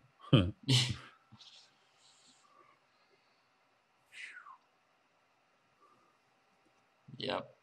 Let's see how the rest of his team is doing real quick. I'm just going to have a quick look at Margvelashvili. Bunch of moves played. Well, the tactical hanging. explosion. Something going on with the bishops hanging, the rook on the c file.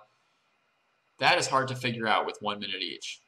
Well, yeah, because white played this tactical move, knight c6. Knight c6, destroying the coordination. First chance to do something, and the reply was knight black e4. just plays knight e4 quickly. Okay, so the simplest reply for white would be to take on e4. He didn't do it. Knight e5 instead. Now we're going to have a situation here, because there's going to be two rooks versus bishop and... I mean, rook versus bishop and knight. Yep. And the white king is in a precarious position, being cut off. I think black can play rook h2 here. And if rook b7, rook c1. But this thing's messy. Let me go back to Hikaru, because that's what people want to see usually, is Hikaru's games. So knight f5 was played, defending d6. And queen back to d2. It looks like Danya has successfully avoided an immediate win for Hikaru. He's kept him at bay for now. Yeah, well, the problem is that so far Nakamura hasn't been able to get his fourth pawn involved. I mean, the a3 pawn. So he has 2 against 1. over there, but there was never a possibility of. As long as he can't use the A pawn, 3 pawns is not dramatically better than a bishop, so the game remains pretty close. And besides, White would like to keep some cover for his king, and now the knight on f5 requires protection. Does he have anything with queen g5, queen g7, Alex, which has just been allowed? No, he doesn't go for it. Guess not. Queen g5, queen g7, and driving that king to e8, and then... Yeah, and then what? Some kind of a decisive... What? Yeah, who knows? Nothing doing. They're each moving their kings. I would expect the player with 20 seconds to have some kind of hair-pulling tragedy at the end of this one, but... No, but Daniel, for the first time in today, he's actually up material. In a sense of pieces, if he disregard four. You mean he's only down... Such a rare case, with him. He's only down a minimal amount of material. This must feel like he's... Put it this way. Like he's really crushing. Material. All right. Ooh, check. And a check. Well, for the first time, there are some tactical chances. Mm-hmm. Well, I'm afraid that king can go all the way to g5, right? Right. I think king h2, queen e2, that's the one no-no that we won't see from him. No, he's going up to g5. So up comes the king to g5. And king h6, and well, then you go back, and then queen a7 business is annoying. Mm-hmm. Too bad.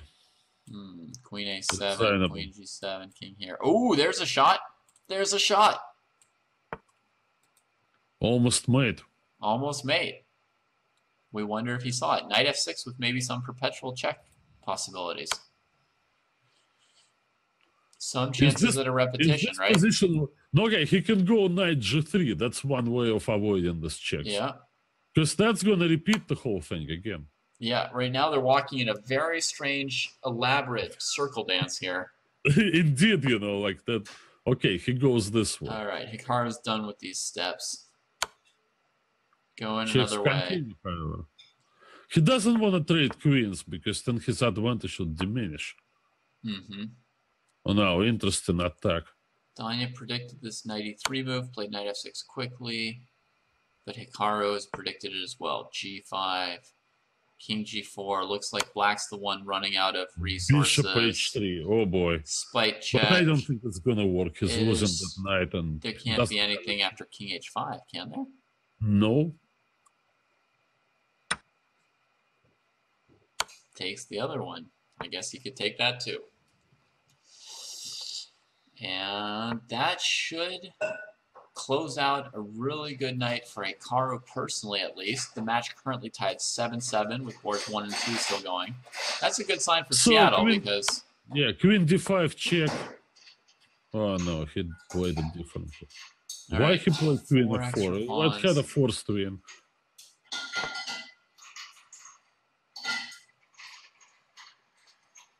No, he's winning, obviously, not this much ahead.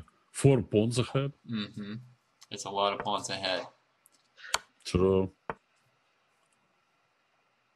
A sacrifice of the pawn on g5. Yeah. Look out for stalemates, if they're possible. I'm not sure they're possible. That's true. Look out for stalemates, but he will. Yeah, look out for stalemates, but there are no stalemates. Yeah. h7 square remains available. And just at this time, at the same moment, Mark Velashvili and Azoria finish their game in a draw. That's going to give Seattle a 1-point win, 8.5, 7.5 as well. So Azoria and Mark Velashvili each finishing with 3 out of 4. Good performances for the board twos of both of these teams. And that's... So do we have the final there? Yeah, that's the final score. 8.5 for the Sluggers. So if we call up the standings for 1 second, we can see that the Sluggers are going to maintain their lead against the Osprey because both the Sluggers and the Osprey both win their matches. And for the hackers, this was a missed chance for them. This match, a missed chance to gain some ground and get into the playoff picture here. They were only half a point behind the Kangaroos are celebrating because if they win today, they're just gonna clinch. That just takes all the pressure off of them. So tough for the hackers. Not Danya's best day. Let's switch over to the Kangaroos and see how things are going for them. Indeed. I'm gonna close off some of these games that we've already seen. And try and find me some Kangaroos. Who's having a rough day today is under some serious pressure. Yeah. No, he's up a piece, but no, the position is doesn't look very easy. Sevian has successfully sacked a piece to get something that looks pretty good. Queen is threatening the rook on a8. He's got to deal with that. All right, king c7. Logical would be rook d4, yeah. Yep. Pressuring d6 and d7. And now bishop f6. Maybe there's just bishop e7 then. Well, then there is queen. Then bishop e5 too. Mm-hmm. No, he's going for this clearly. No, bishop e6. Well, it's not going to do anything in terms of like saving that rook on d8. Mm-hmm.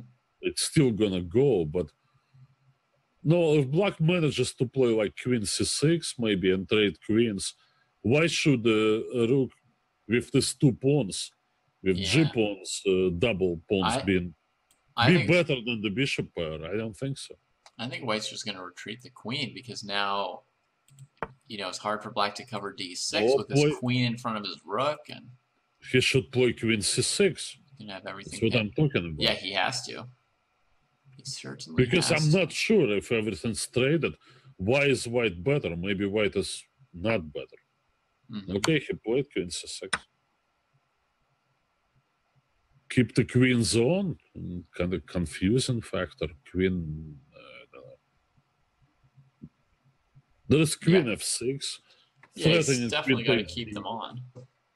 You can play queen f6 and hope for queen takes d8, but or for g6, undermining the bishop on e6, right?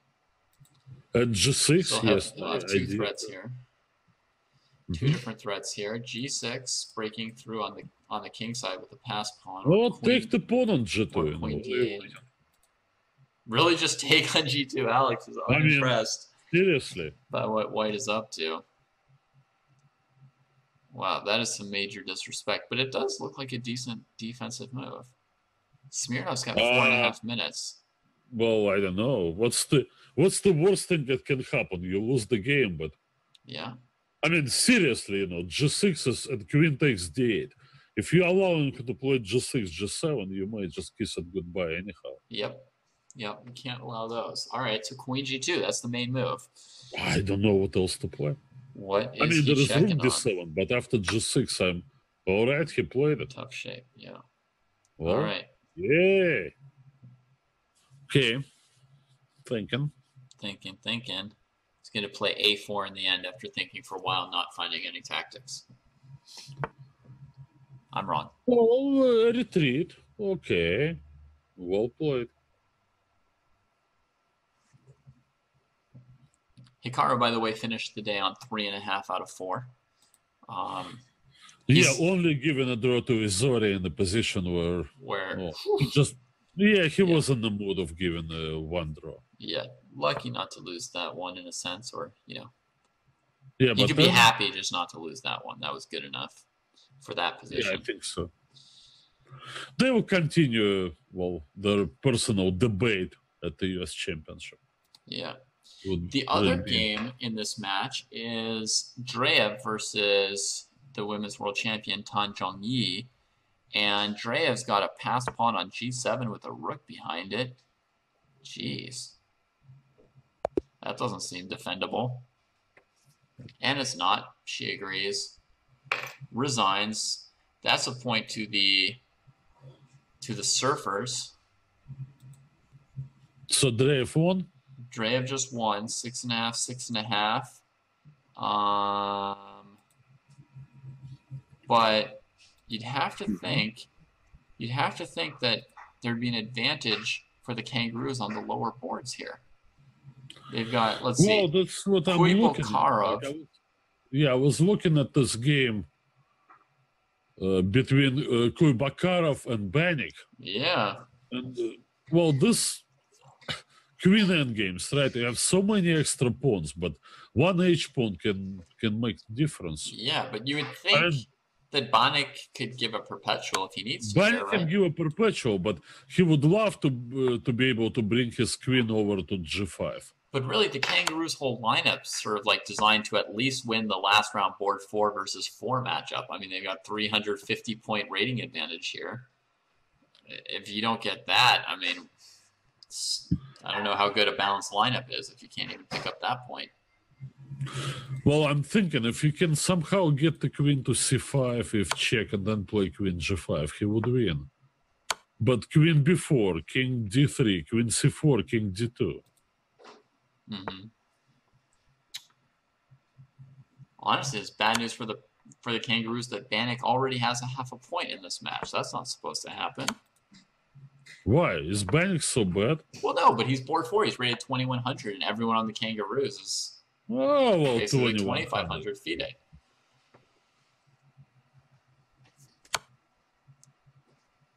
I think he played before for the mechanics, right? Yeah, he did. It's not his first time around the block. He knows. Yeah, he knows what he's doing, but this is another level. The Pro Chess League is another level compared to the U.S. Chess League. I mean, the average rating is significantly higher. Our old stalwarts, from U.S. Chess League, like Banik, they can face up. Okay. All right, other news, his draw, right? Well, time for Black to give up because he's not making any progress. In other words, he had already given all the checks he could find. Yeah. He ran his queen in a position where he's not going to get any additional checks. It's kind of gone everywhere. Yeah. Let's see. So what does it mean, this draw? Smirnov still has a minute 40 against 14 seconds. Sevion's really grasping at straws in this one.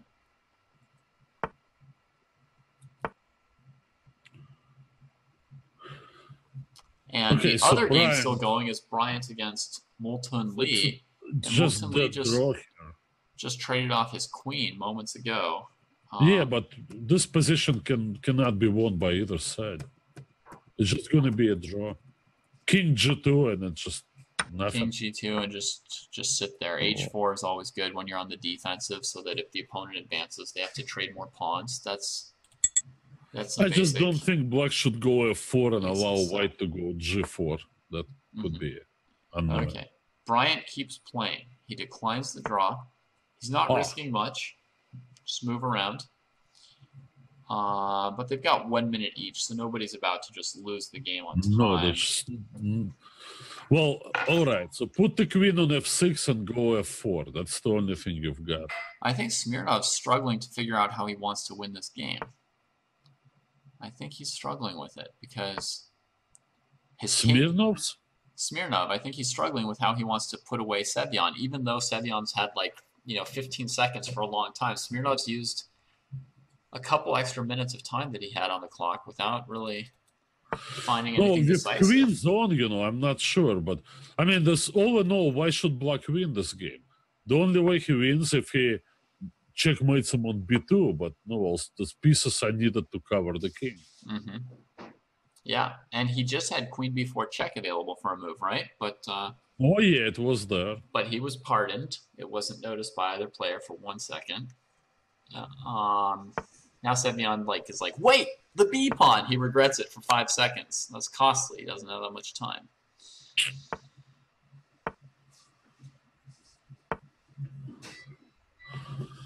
So he's trying. Yeah, I mean, honestly, Smirnov had, 3 or 4 minutes at some point against 15 or 20 seconds. So I really thought with that extra time, he would eventually be the one to profit from a mistake. Is this progress? I think his bishop used to be on e6. Come out. I think it used to be on e6, and he purposely brought it back to e8. So I don't think it changes anything dramatically. What would change things would be if his dark squared bishop could get to g7. Then he'd have a whole new Yeah, level but of then threat. will be checks, queen e7, and I'm not entirely convinced that black can even win this game after queen trade. Right. I mean, two bishops that are great, well, as part of a larger scheme of things, but they cannot combine their forces to attack one pawn. Yeah. That's why many times you don't win. Unless you have a passed pawn, then the bishops will promote it. Now But if you we've got- don't have a passed pawn, then they're not really effective against the rook. Now we've got the 8 seconds versus 8 seconds scenario, which is where, you know, somebody could mouse slip something. That becomes a very plausible way for things to end. Bannock and Kuibakarov in this queen ending took the draw we expected, so the match score still tied 7-7 with 2 games going, both of which are looking a little bit drawish, so this match could even come down to 8-8. But this kind of thing someone usually blunders. 5 seconds, 3 seconds, 6 seconds. Pawn on g5 is feeling the hurt. Threatens queen a6. Allows it. Just going to play bishop b7. In the meantime, the pandas, you know, are running away with their match. Rook e8 threatened. The pandas are running away with it before this is even over? Well, yeah, I mean, since Li Chao won his game against Hulk, now I think it's, I don't know if they clinched yet, but well, there's still a couple games going. Rotong and Elshan. Dallas has the higher rated players on boards 3 and 4, but what's happening here? Where did Smirnov's extra bishop go? See, I clicked away for 1 second, and he lost one of his bishops. Queen d4. Lining up the 2 bishops on the d file. It's always a blunder in these things. Queen takes d5. And the surfers, just like that, they won their match. Oh, Out this is nowhere. the position. Indeed, you know, that... so he took the pawn on g5. Was that pawn poison? Probably not. No, he was fine at that point. It was a few moves later that he blundered it. Yeah. So, and this game that you predicted ended in a draw between Moulton and Bryant, the queen against rook and bishop. So, the surfers... What do we have now with that important victory for surfers Serbia? get a big win.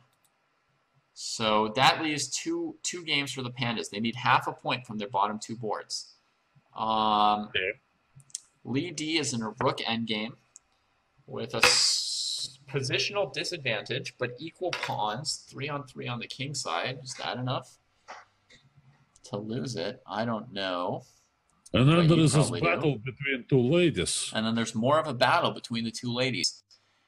Material still equal, lots of possibilities left, so that could go any way. It could go either way. And the Pandas need half a point at one of these games. Chu Ruatong so far today is 0 and 3. Lee D is 1 and 2. So that's their weak spot in this lineup this week.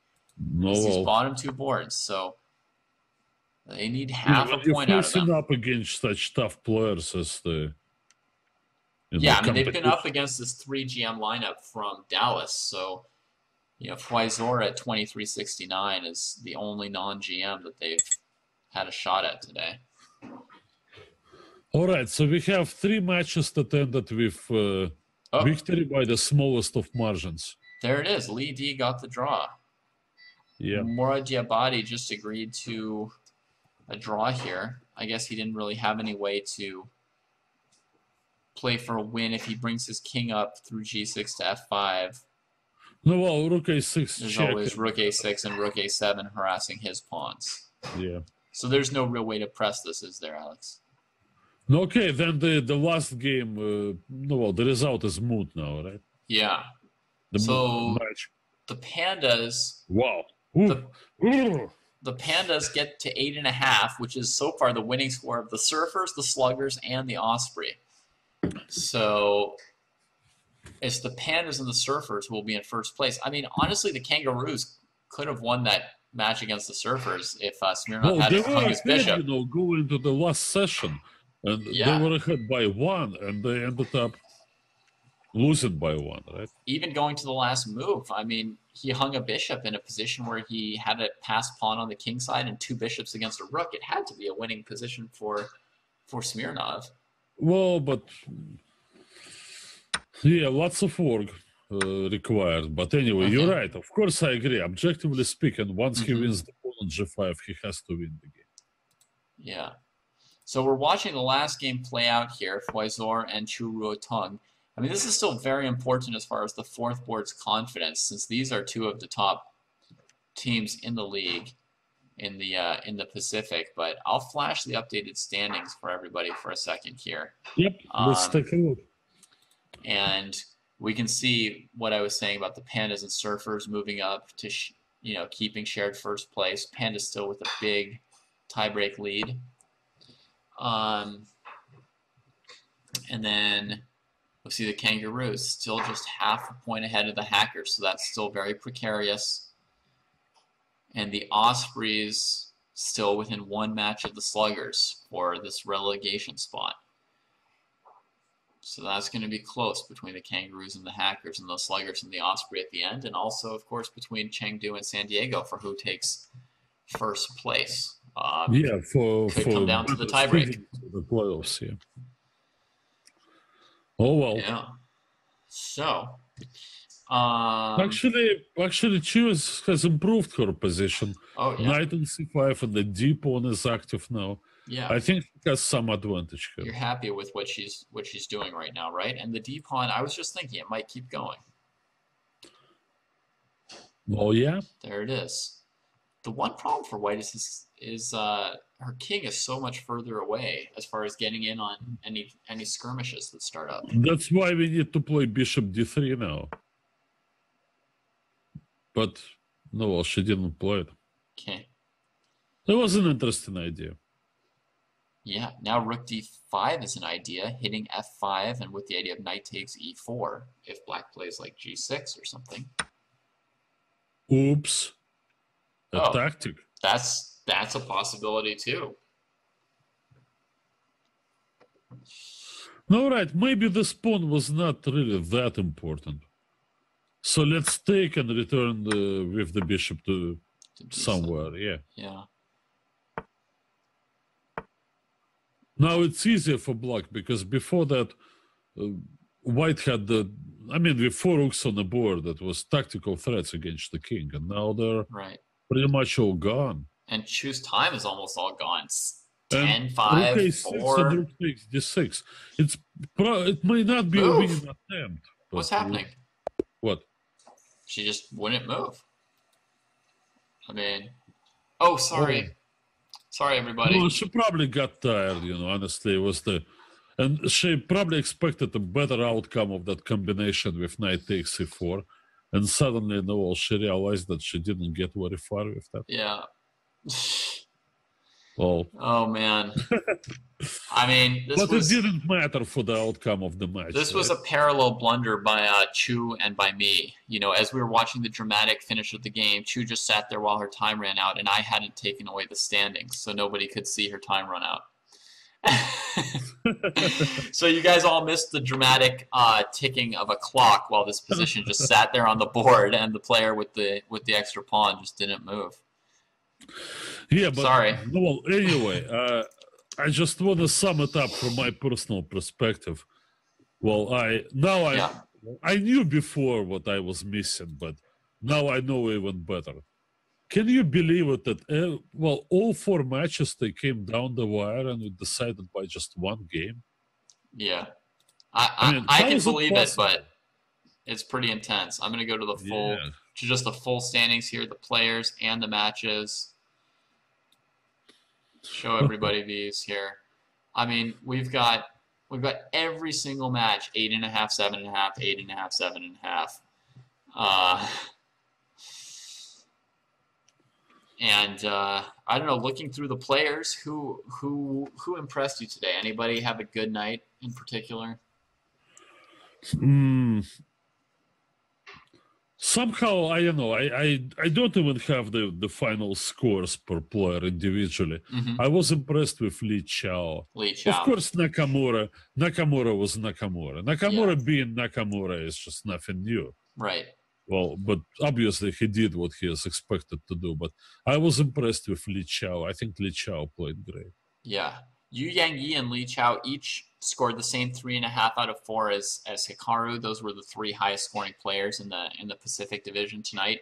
All of them seem to do it sort of like slightly effortlessly, if I may say so, like almost like sort of like it's expected, like they were just on such a classy level. But we definitely saw a very nice game by Li Chao today with the rook takes h7 sacrifice. Yeah, and there was some nice stuff. Yeah, that endgame there against Jeffrey was really. Yeah. It's not only because they're good players and I mean rated 2700 plus, and overboard chess, and they're both still young. Yu Yangyi is younger, but there is also another thing that, unlike here in the US, in China, they play a lot of blitz tournaments and rapid tournaments. So these guys, they get constant training, practice, and playing faster time controls. Yeah. Which we don't have in the US. So obviously among the American players, we only have our top 3 because they get to play like Grand Chess Tour and stuff. So they get to play Blitz and Rapid. Right. But other players, it's always been a problem in the United States. Yeah. I think and now as chess becomes even faster and those Rapid and Blitz games, they become critical to determine how far you go in the World Championship knockout, or you're winning or losing some important playoff. This is an issue that I think needs to be addressed. Yeah. To help American players like younger guys like Jeffrey and Rufa and Lee and all others and Sam Savian to improve. Well, they're certainly getting some practice this season here. That's very useful. Yeah. Now, if any of them is going to get into the Final 4, I heard that it's going to be played over the board, right? Right. The Final 4 it was announced this week. The Final 4 for the championships and the playoffs is going to be played.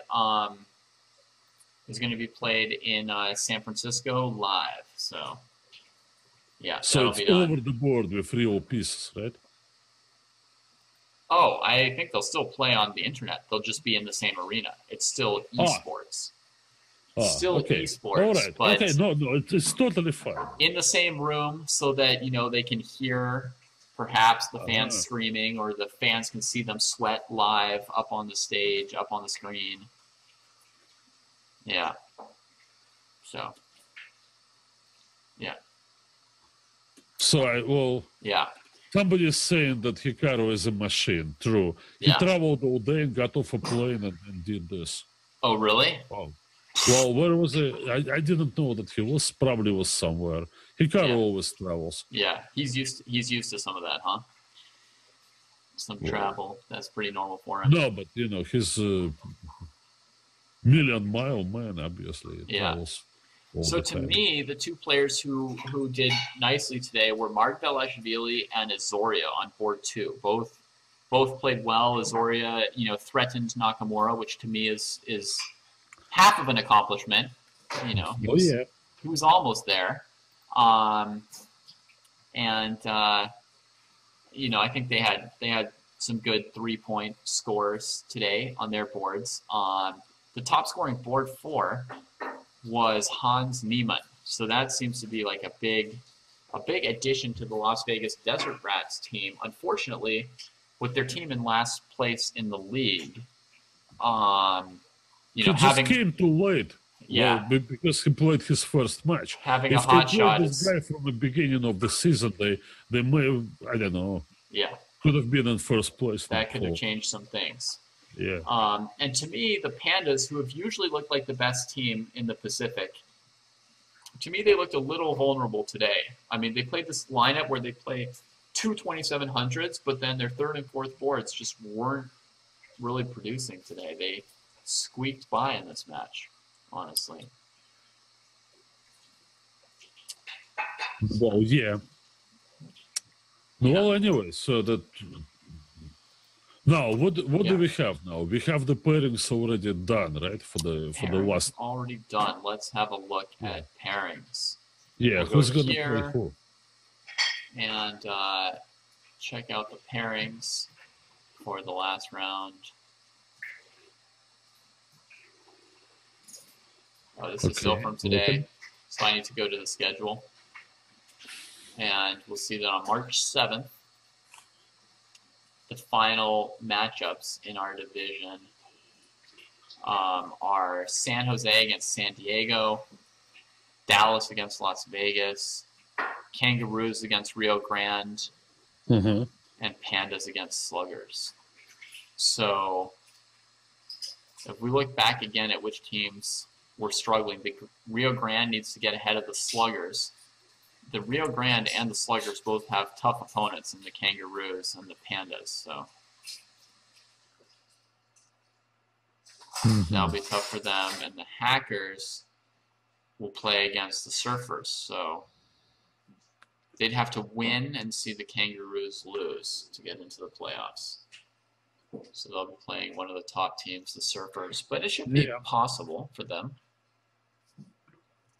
Yeah. No, the matches will not be at the Mechanics Institute. They will be at the Folsom Street Foundry. A bigger venue can accommodate some more people than the Mechanics Club. No, the Mechanics cannot provide a venue for this kind of event. Yeah. All right, so that wraps up our show for today. That's all the games, all the matches, all the teams, all the good and bad performances. Alex, thank you for being with us today. Well, thank you. Thank you for having me here. It was really my pleasure. And now I know what I've been missing. I've been missing Pro League. Well, nonetheless, well, you guys can look forward to have Ben Feingold back in the saddle next week. And, well, from my end, I'm honestly plan on being very busy with the candidates. We're going to have a full schedule of highlight shows. That's pretty exciting stuff. It's tournament which is to start in about, 11 days from now? 10 days from now? Yeah. So we'll be seeing a lot of each other, guys, so don't worry. Great. That's good. Everybody wants to hear it from Alex Yermo to all of the Russian schoolboys out there. Yep. So everybody, take care. We'll see you next time.